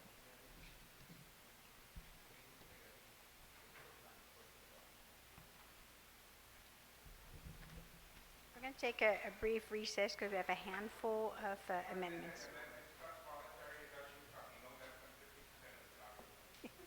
Recess.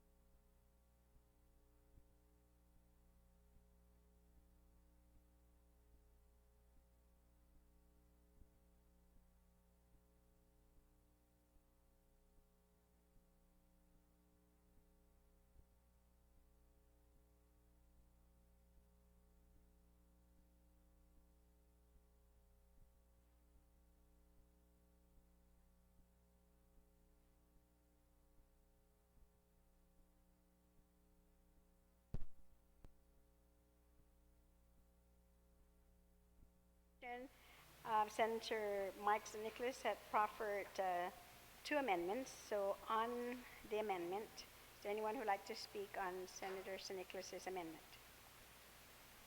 Okay, I have Limtiaco, McCready, and Speaker Pangilinan. Thank you, Madam Speaker. Madam Speaker, I object to the amendments as proffered by my fellow senator. I object on two reasons. First of all, as discussed when I first I stood up here to argue the merits of the case, or excuse me, argue the merits of the bill, I led off the argument with one thing, and that was, or excuse me, the first thing, and that was that senatorial salaries are tied to Superior Court judges' salaries. This amendment basically strikes out all that this bill tries to do in the very first substance of the bill by delinking senatorial salaries to Superior Court judges' salaries. So in the amendment, it basically allows for senatorial salaries to be linked and adjusted at any time as it appears by the Superior Court or changes to the Superior Court's judges' salaries.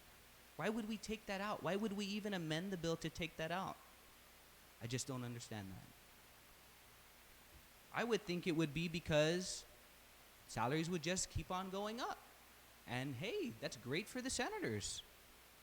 Why would we even propose that? Why would we allow that to occur without any sort of check? If the senators want to argue on the merits of being paid adequately for their job, I would say introduce a bill to raise their salaries. I mean, if you're so confident that you're doing such a great job, you're so confident that you're going to earn your salary, and trust me, I expect every senator in this legislature to earn their salary, even more than their salary. But none of us signed up for the pay. Everybody signed up to help our people. So we're going to amend the bill as introduced to leave in a fallacy that currently exists in the law. We're going to just continue to allow the salaries to escalate every year as they may, because we choose to amend the bill, which basically strikes out. The majority of this bill is designed to delink senatorial salaries to Superior Court judges' salaries. The amendment as proffered leaves the bill intact. I spent half my argument trying to defend the fact that it shouldn't happen. There's a fallacy in the law. It's not right to have the law as it exists today continue. Why would we amend it? Why would we continue to allow senator salaries to kind of fly under the radar like it did the last time? Is it an attempt to deceive our people again? I would argue that that objection to the amendment alone has merit. And of course it does. It was the entire majority of the intent of the original bill. Amending it in this way pulls the cover over the eyes of our constituents once again. And I would argue that that's not right. In addition, the amendment to what originally was part of the bill to repeal 1106B and allow for a senator to voluntarily reduce to any amount that they choose the compensation they receive as a member of the legislature in Guam. There's two authors on this bill. The entire intent is to reduce the salaries of senators across the board, to subsequently prioritize that spending in other areas. I even gave you a great example of the lapse fund, is the carryover funds that existed in the 31st Guam Legislature. $818,000 from prior legislatures. What are we doing?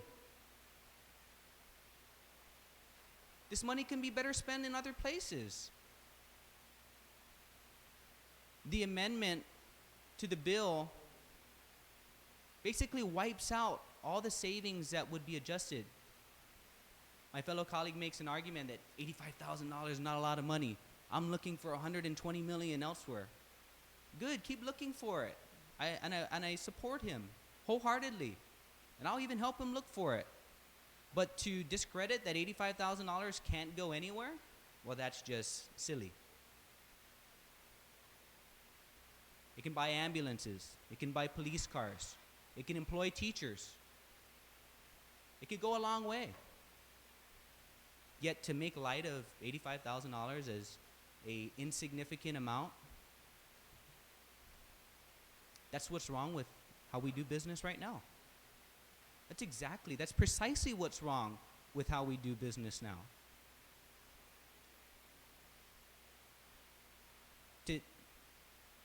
Any attempt to save money, to redirect it, to prioritize it to where it should be spent, is a step in the right direction. I would encourage every senator, even if it was $200 in savings, because you performed a process in less time by taking a look at it, examining the steps in the process and reducing the time associated with it. That's $200 that can be spent doing some other work. There's merit to that $200 in savings. There's merit to the $85,000 in savings. What the Second Amendment to this bill does is basically allow only 2 senators, the authors of this bill, who are already willing to do it anyway. I'm not talking about me. I'm not talking about my co-sponsor. I'm talking about everybody else. I want them to put their money where their mouth is, lead by example, and do the same thing. This amendment completely destroys that. It destroys the whole bill as it stands. I tell you what, if we're so confident that we are earning our money, let the bill stand as it is, and let's just all vote on it. Have confidence that your vote on the bill and the merits that go towards voting no on that bill, let that just stand on its own. Why can't we do that?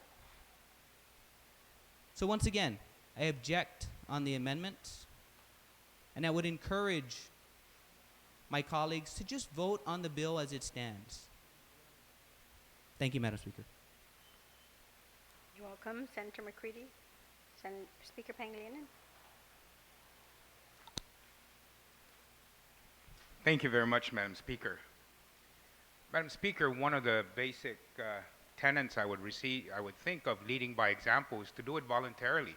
Isn't that what it means?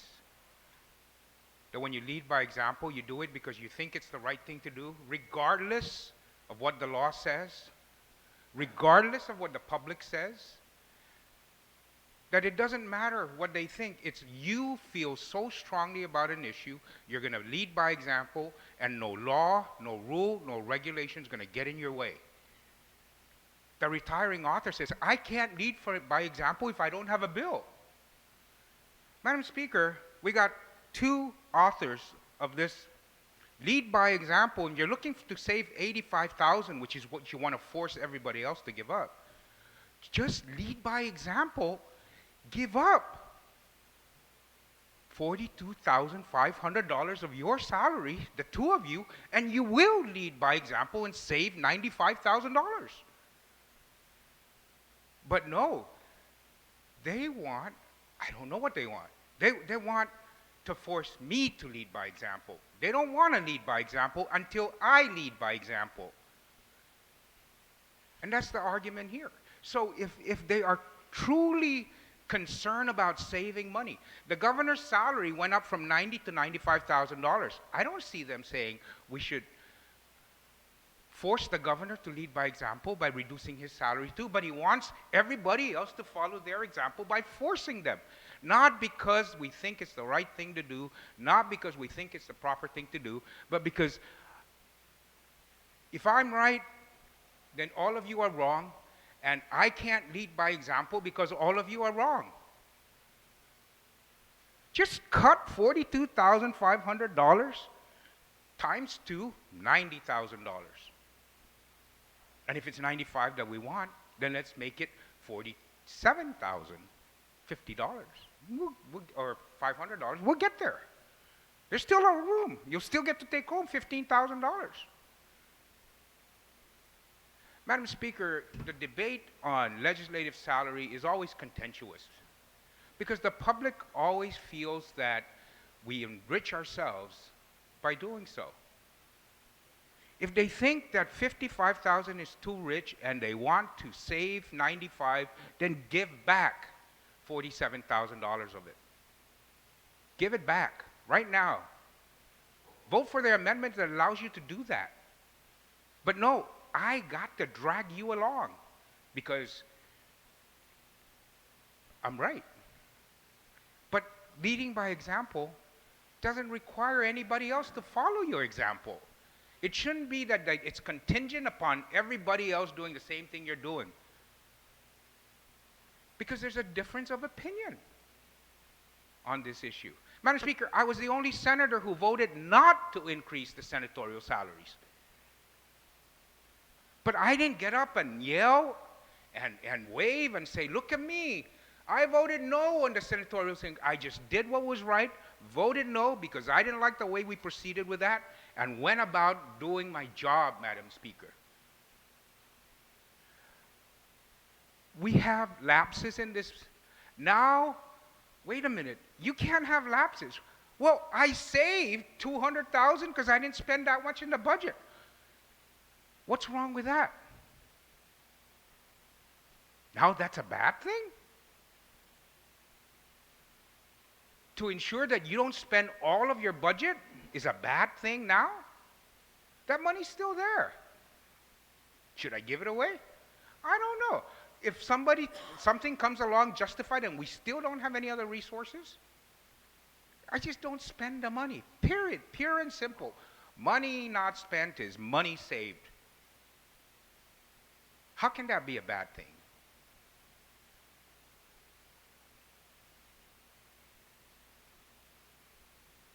Madam Speaker, take a look at who's speaking on cutting salaries and what other resources they have available to them. Maladataatan na eh. Ang paratauto di sweldo. Haji malago mutot, ima sweldo gi otro. Tiyan necesita pues na itodo takti.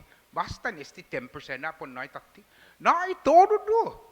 Sa tiyan necesita. Sa paron panyetbi. Sin maposi.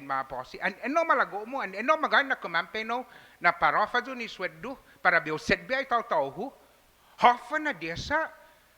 Put siento po na takti. Na itodi tao todo do ni sweldo mo. And no malago mo na eh. Bagon lang mo, may la ta ribahas tis ta fanui hemplo. Hafanay na istiyan pong fanui no hemplo, parya pong fanogwi famagon mo masya, no? Tiyo necesita na un matatizi, un tsogya sa dinansi, masya hafay I otro siya opinion niya. Leg mo na estigi malago mo sa estigi dinansi. Para fazo pakeo afa po tsogi si Senator San Nicolas, pa si Senator Respicio, pa si Senator Tony Ada, pa si Senator. Para fazo hamzo lamon ni hafa pensegui los uhongi na estigi denansi da belso augusti.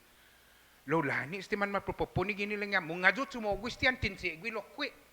Hafa na klasin hemploy no? Suntung hafa sa gwaha otro na po ni nabulay betsan niya. Wa otro interes po ni nabulay betsan niya. Lo eji wahagwin ni mangatsong ta na estia sa dunia po masupot tay pamilya niya. Po maposi hanom da ni kandit. Hunggan malgay ang taatan na kulan megkay lo todo yung manggagigin ni halom. Ilek ko nagagig kurason niya na po matsogoy siya ni ginagagaw ni sweldo. We're going to do the work commensurate with our salaries and even more. But we don't want to do it because nobody else is going to do it. We want to force everybody else to do it. Madam Speaker, take a look at take a look at where we look at expenditures in this government. The pension of the governor, The guy serves 4 years and he gets pension for life. Madam Speaker, that means the governor of Guam serves the people of Guam for 4 years. And he gets 45,000, actually it's $47,500 for life. If he lives for 30 years, we're going to pay him $1.2 million for 4 years worth of work. $1.2 million for 40 years of work. What does a senator get in retirement?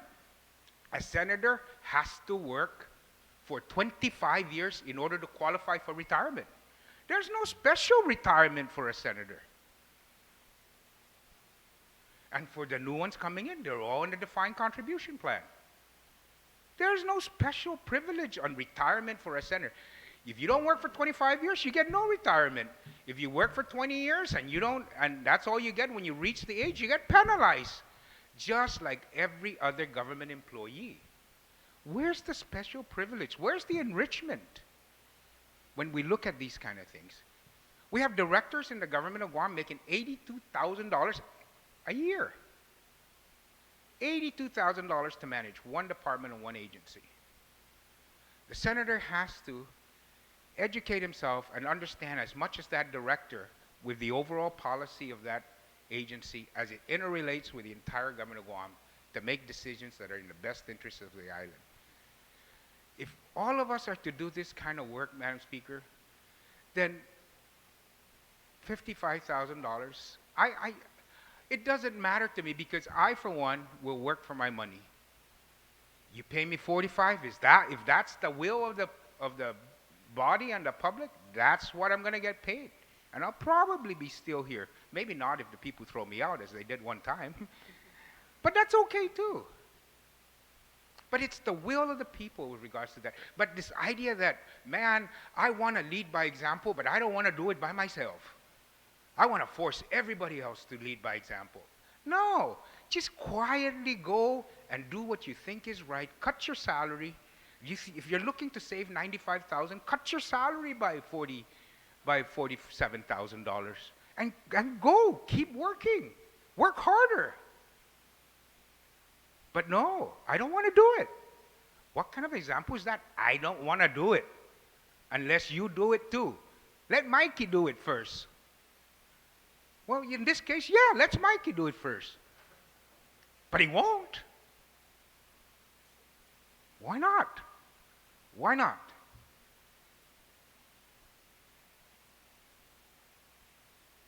He says, let's put your money where your mouth is. Well, let's put where your example is, where your mouth's at. Show me the example that you're going to do it, and I might just follow voluntarily because it's such a great thing to do. And I want to see what kind of example you want to give.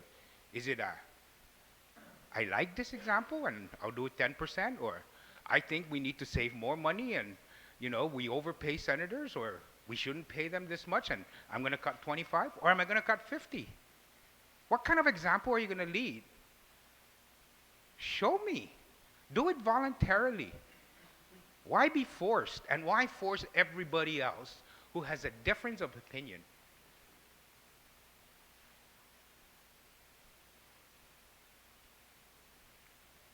Madam Speaker, when we just go back to this bill, I want to speak some more on this bill and what it means, and take a look at what the reduction in and the disparity in legislative, executive, and judicial compensation has mean to the independence of the different branches of the government of Guam.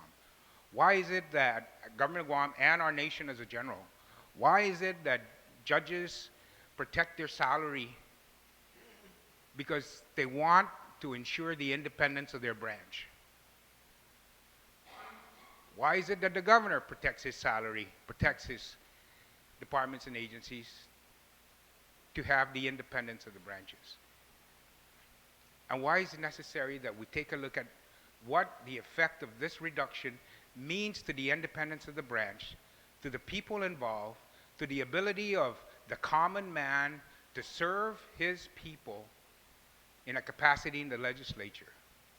Everybody says the governor's running because of public service. We don't see him saying, I'm going to give up 50% of my salary. or even 10%. He says he's given 10%. We're still trying to track that to make sure it continues to happen. I don't know if they reversed it with the surplus. But again, Madam Speaker, all of these things are interrelated that we kind of have to take a look at over the years. But the basic thing I want to close in, if you want to set an example, don't do it only if others follow. Do it so that others may follow. Do it so that others will follow without forcing them. That's what leading by example means. Thank you, and Sidus Masi, Madam Speaker. You're welcome, Speaker Pangilinan. On the motion, Senator McCready.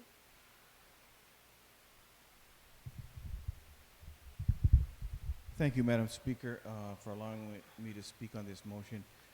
I agree with the proffered amendment from Michael San Nicolas. I do think, from Senator Mike San Nicolas, I do think it compromises the bill that I signed up for. But he does have a point, and I respect his point, and I agree with it. I vehemently respectfully disagree with Senator Ben Pangalinan's comments about us being some sort of elitist and us not needing money. Therefore, we're offering to cut everyone's salary.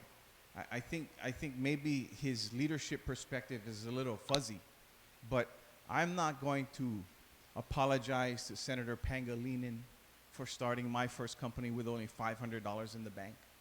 I'm not going to apologize to Senator Pangilinan for flying over here with no family for a $5.25 an hour job.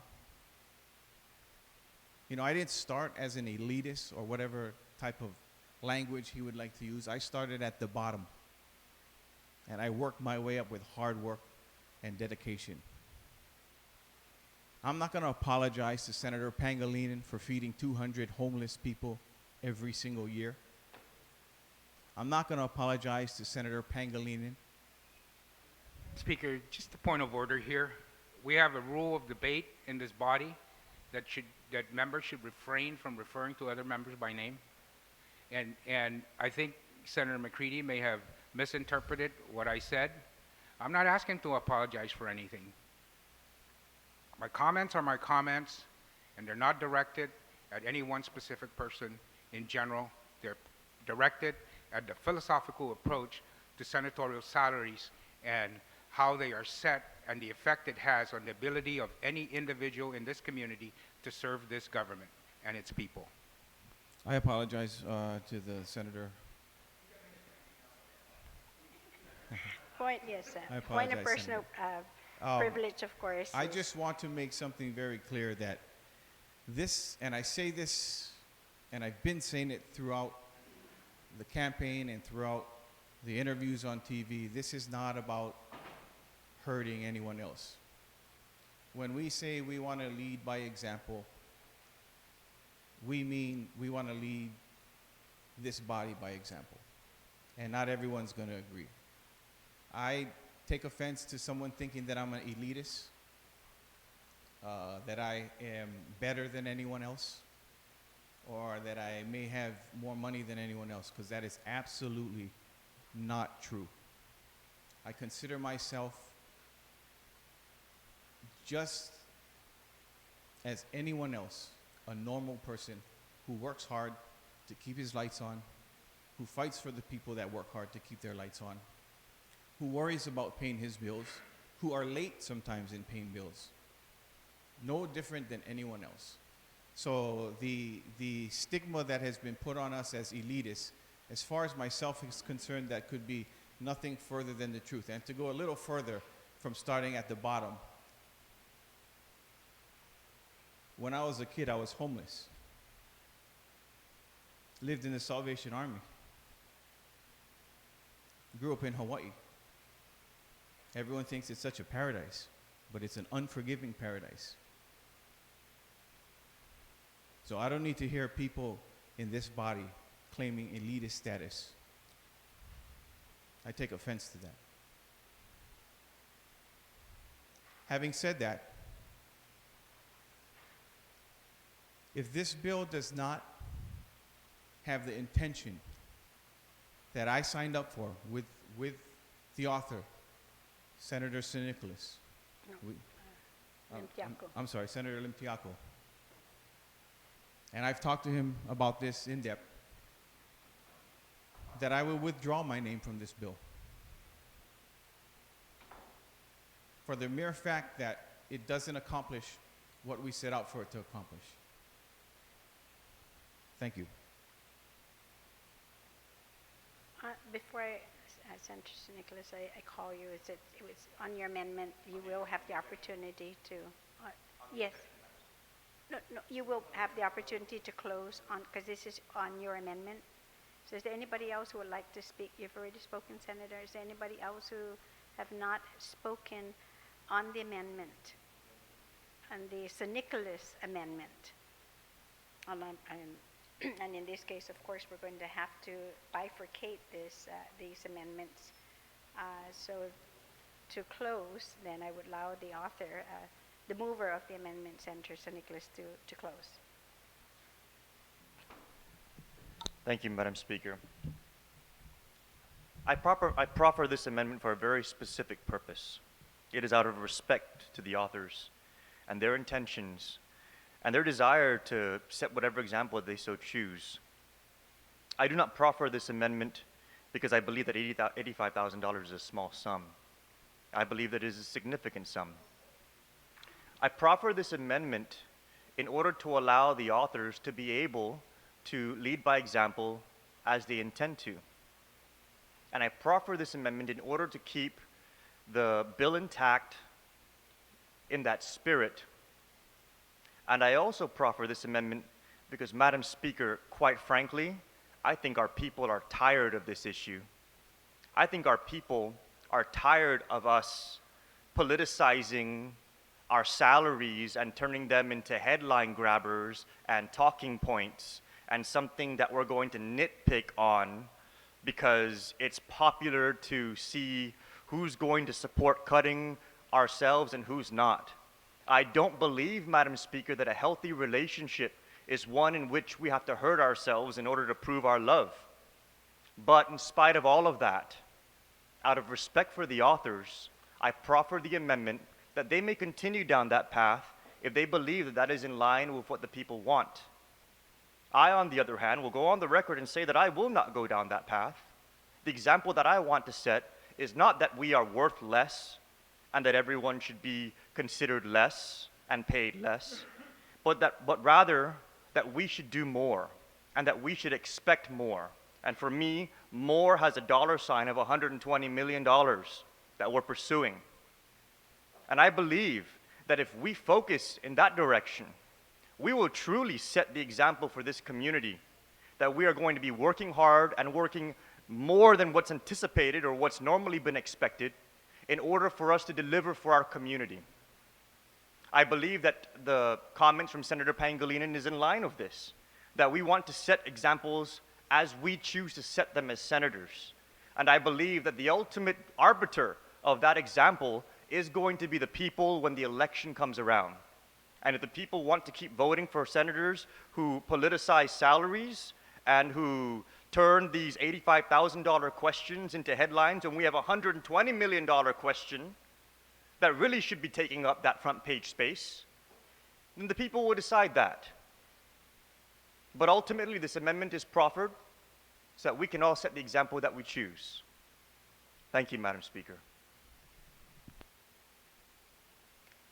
You're welcome, Senator. So we're going to have to do one amendment at a time.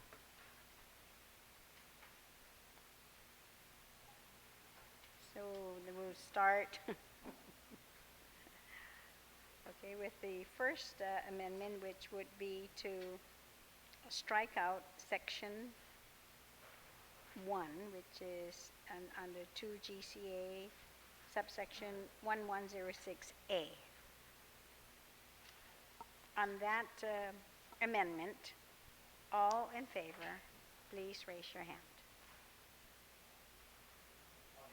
On the amendment to strike A, on the senator's Do you guys understand exactly what it is?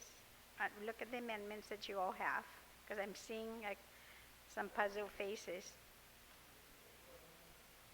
Yes, there was an objection, which is Senator Limtiaco had objected to striking out section 1.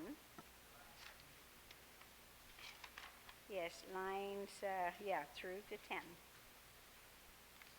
So all those then in favor, please raise your hand.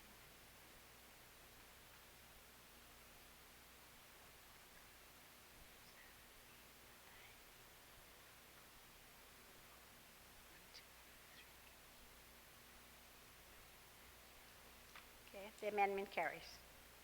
And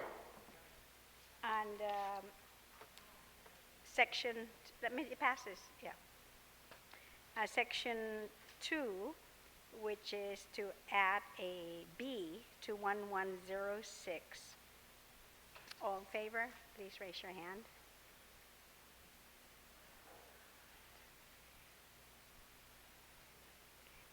Okay, the amendment carries as well.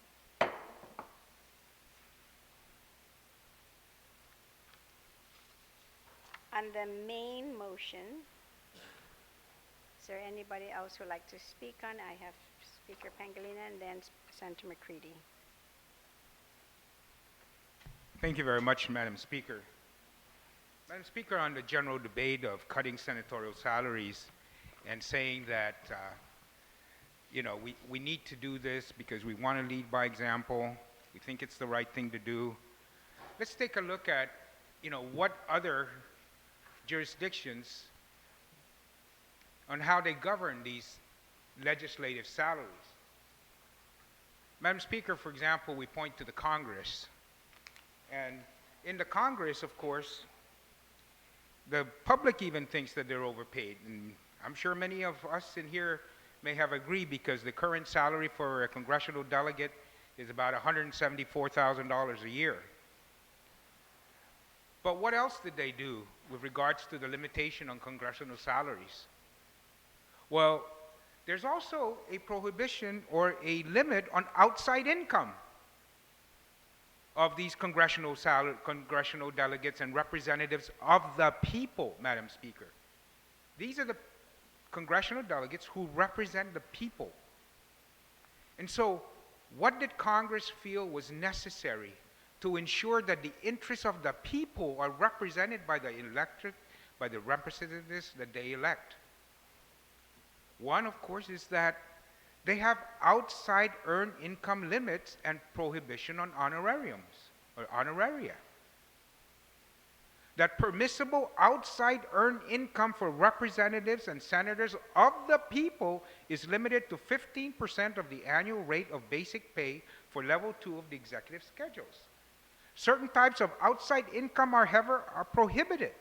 For example, a member may not receive compensation for affiliating with or being employed by a firm, a partnership, an association, a corporation, or any other entity providing professional services involving a fiduciary relationship, except for the practice of medicine. Allowing his or her name to be used by such a firm, partnership, association, corporation, or other entity. Practicing a profession involving a fiduciary relationship, serving as a member or officers of a board or an association, a corporation, or other entity. And teaching without prior notification to and approval from the House Committee on Ethics in the case of representatives or the Senate Select Committees on Ethics in the case of... Why do you think that the Congress of the United States, as well as other legislatures, prohibit and limit outside income of people that are elected to represent the people? You know why, Madam Speaker? Because we know from history, we know from judicial proceedings what the effect, what occurs in the effect. That when you allow these things, then the person who pays the piper sings the tune of the piper.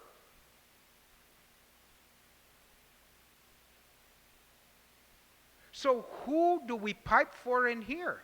We should pipe for the people and not those who provide enrichment by virtue of our positions in here to ourselves, by putting us on a board, by serving on boards and commissions, by receiving money from interests having no relationship to our jobs, for sometimes doing nothing except being a senator. That's what has occurred in our country, Madam Speaker. And that's why we have these limitations, so that those who can influence the people's representative are the people, and not those who employ the elected representatives in another capacity in which they earn and enrich themselves from those relationships. That's why there's limitations on these types of activities. Because the fact of the matter is, that's what has occurred and how we have seen it happen, and changes were made to legislative ethics to do this. That's why we prohibit judges, to ensure that they give you an unbiased opinion and the interpretation of law. They can be practicing law and receiving income from other sources, because their duty is to the law and to interpret that without any influence. That's why certain judges get in trouble, because they allow their activities to present not just a real conflict of interest, but a perceived conflict of interest. That's why they adhere to the canon code of ethics so fervently, and are required to do so, to erase any perception that a judge is making a decision before his court for any other consideration than the law. And that's why the Congress does it. Do we do that ourselves? No, we don't. Perhaps we should do it, and so that we owe no allegiance to anybody. That's why we have such a huge debate on campaign donations. Because sometimes it takes a campaign donations to get an appointment. We've seen that. To gain access. You know, the Congress prohibits anybody from holding a fundraiser during an election cycle at times, that there's a certain window that you can't be holding a fundraiser when the legislature is in session. Why? Because matters may come before that legislature that may influence your decision, and that gives you a leverage to now pass out your tickets, your fundraising tickets. Because it takes money to get elected. Madam Speaker, we have had many individuals who have been able to serve this community by virtue of not their own, but those that came before them, in terms of being able to get elected without spending money, without spending it used to be tens of thousands of dollars. Now it's hundreds of thousands of dollars in order to guarantee an election. And who gives you those hundreds of thousands of dollars? That's why there's a campaign contribution limit. And that's why people are challenging these laws before the Supreme Court, to ensure that they can have unfettered access for those with money and influence to give out the money and dole it out. What more influence can someone have over you if you're employed by them and your livelihood is dependent upon the paycheck they give you every single month, not dependent upon how much you get paid in your service to the public? I believe that we should pay people in government a reasonable salary for the work we do. And I say that it is even so more important that we do that within the legislative process, because of the power that we have to curry favors through the bills and the legislation that's introduced here. Just take a look at some of the bills that are introduced. Where do they come from? Whose idea were they? So this, Madam Speaker, is the debate that, of course, occurs all the time. And the public has a right to continue to ask, continue to judge, and continue to cast their vote for their representatives. But let it be their representatives and not the representatives of special interests, because now you can't survive, you can't just earn a living by working for the people in a capacity that has so much power for you to get tempted to do things for special interests. And we see it happen. It's the experience of what has occurred over the years that has caused Congress to make these limitations on outside income and pay a salary of $174,000. Is it exorbitant? I don't know. I don't know. I lived in Washington, D.C. as a student, so I never would be able to tell you that that's too much or too little. As a student, I would have had a great party had I been earning $174,000 and living in Washington, D.C. So, Madam Speaker, that's how I want to frame this thing. You know? Many of us, we hear it, give back our salaries to the community members. Just as many members of our community express their generosity by responding to the needs of their friends, their family, their neighbors, their constituents. In our case, add in constituents. And it comes from our own pockets. It doesn't come from the senatorial office budget. It comes from our salaries. It comes from our pocket. It comes from, you know, taking that $10 and giving it to somebody who said, can you help me? And yes, I won't go out to lunch today. I'll take that $10 I was going to have to lunch and give it to you, because that's the example I want to set. That's the affinity I have for my neighbor, for my friend, for my constituent who has a need, and I have the ability to help them. Sometimes I can't. Sometimes I can't because the power bill is due this pay period, and there's just nothing extra. And there are many of us who face those kinds of decisions every single day. So is $55,000 too much? I don't know, Madam Speaker. I know I take that money and I try to manage it the best as I can. And try to ensure that I'm not beholden to anybody and any special interest. That I don't get myself into a position where I'm going to get tempted to do something because somebody else is going to be paying me other than the people who elected me. Madam Speaker, once again, as I mentioned to you, when the salary increase, I just decided to do what was right in my own mind, cast my vote, and continue to do the business of the people, and I don't plan to change with regards to how I respond to any action that this body takes with regards to the pay that we receive. Thank you, and Sidus Masi. You're welcome. On the main motion, Senator McCready. Thank you, Madam Speaker. I'm going to yield to the author of the bill. No, he will get an opportunity Okay. to close. So I'm going to allow him to close it. I'm not going to speak. Okay. So is there anybody else who would like to speak on the main motion? There being none, so then Senator, you may close. Sidus Masi, Madam Speaker. I want to thank all my colleagues for participating in the debate today regarding the merits of Bill 30-32. It would have been great to hear from everybody, but I know we just don't have the time for all of that, and I know some of my colleagues have positions that maybe they're just indifferent about the bill.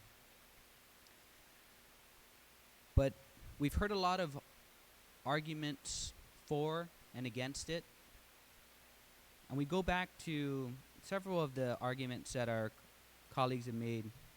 Savings is a good thing. I commend my colleague for saving $212,000 in different periods of the legislature and saving that money. Money not spent, as he said, is money saved. There's no shortage of good causes within our government to spend it on. So I would encourage him to pick one. and spend the $212,000. I commend my colleague for not voting on the pay raise. That's exactly the type of leadership that I'm referring to. But what was missing throughout all the arguments goes back to initially the first argument, the first intent of this bill. Everybody just skipped over it. Everybody just ignored it and argued about politicizing senatorial salaries and whether or not we're paying ourselves enough money. I would argue that that's a hard argument to have. I mean, the amount of work that goes into meeting with every constituent, going to the social events to reach out to people, to spend time to listen to them, I'm not sure you can put a dollar value on it. But that's not what this bill's about. This bill's not about how much we're paying. This bill is about, first of all, removing the linking of senatorial salaries to judges' salaries. Everybody just keeps skipping over that. Why? Because it automatically will raise salaries as judges' salaries raise. Nobody wants to acknowledge that. No arguments were made against that. And it's because nobody wants to. The amendment to the bill, which strikes out all of that language, kills the bill.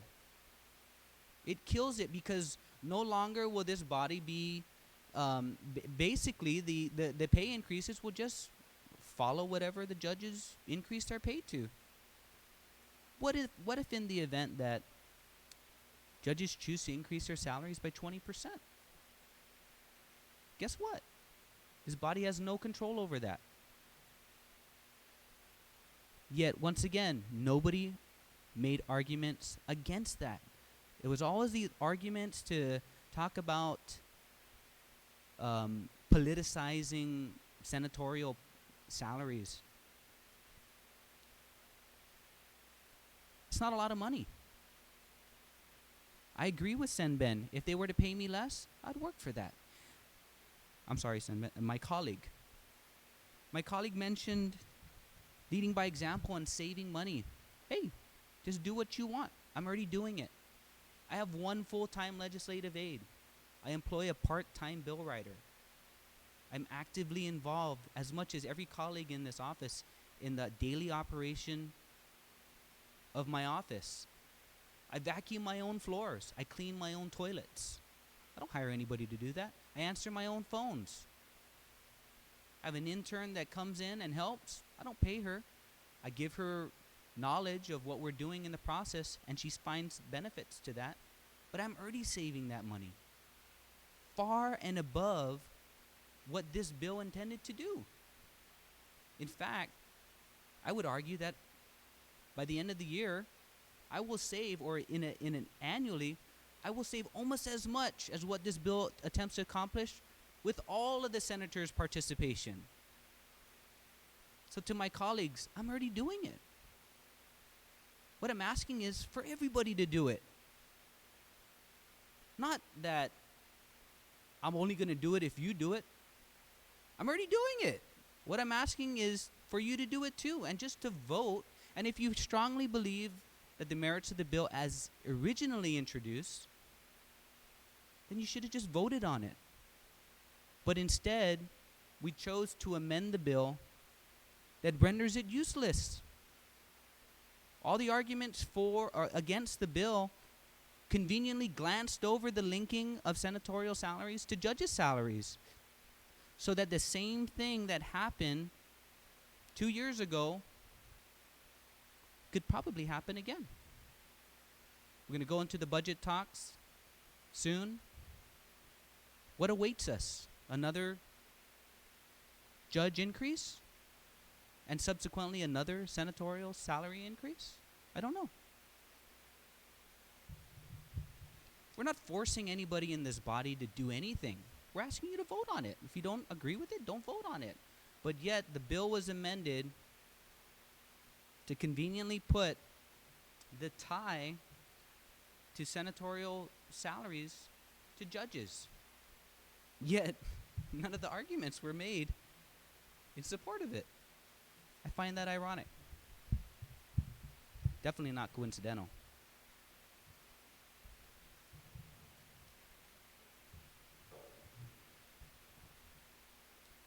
We talk about quietly going about saving money where you can. Once again, I'm already doing it. My colleague mentioned salaries throughout the executive branch as a guide as to whether or not there is parity. This bill, as originally introduced, attempted to set the tone for the budgets so that we could address exactly that.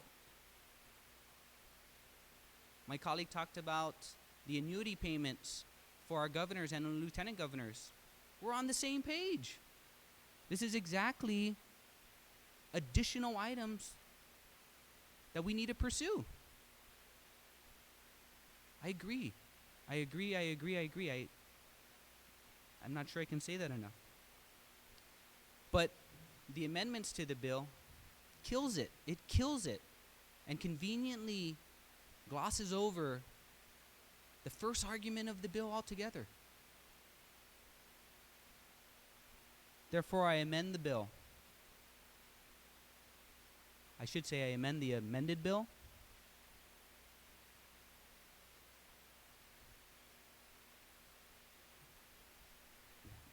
And I amend the bill, Madam Speaker, to strike out line 1, as it reads, being enacted by the people of the Guam, because essentially the amendments to this bill completely change the bill, renders it useless. Thank you, Madam Speaker. On the amendment, Senator San Nicolas. Madam Speaker, I rise in objection of the amendment. On the amendment, Madam Speaker, the author brought up over and over again that this is a link into judges' salaries, and he made comments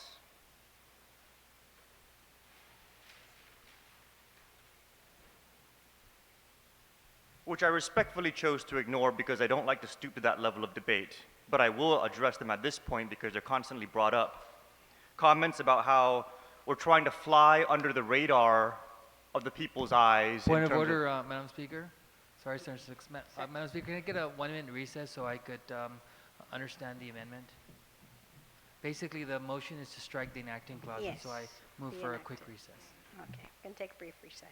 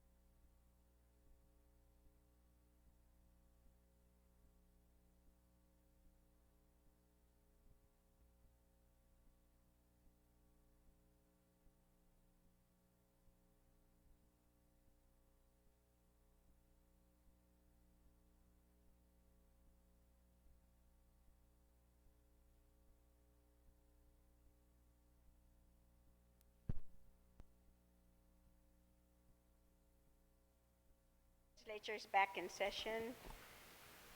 Senator Limchaco, you're recognized.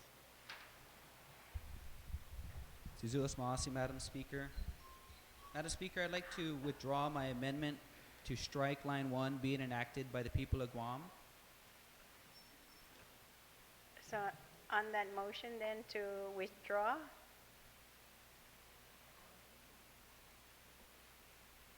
no objections? So ordered.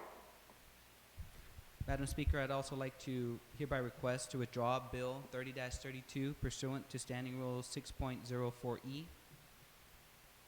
And you're going to submit a request Yes, I'll submit in writing. on that motion without any objections? So ordered.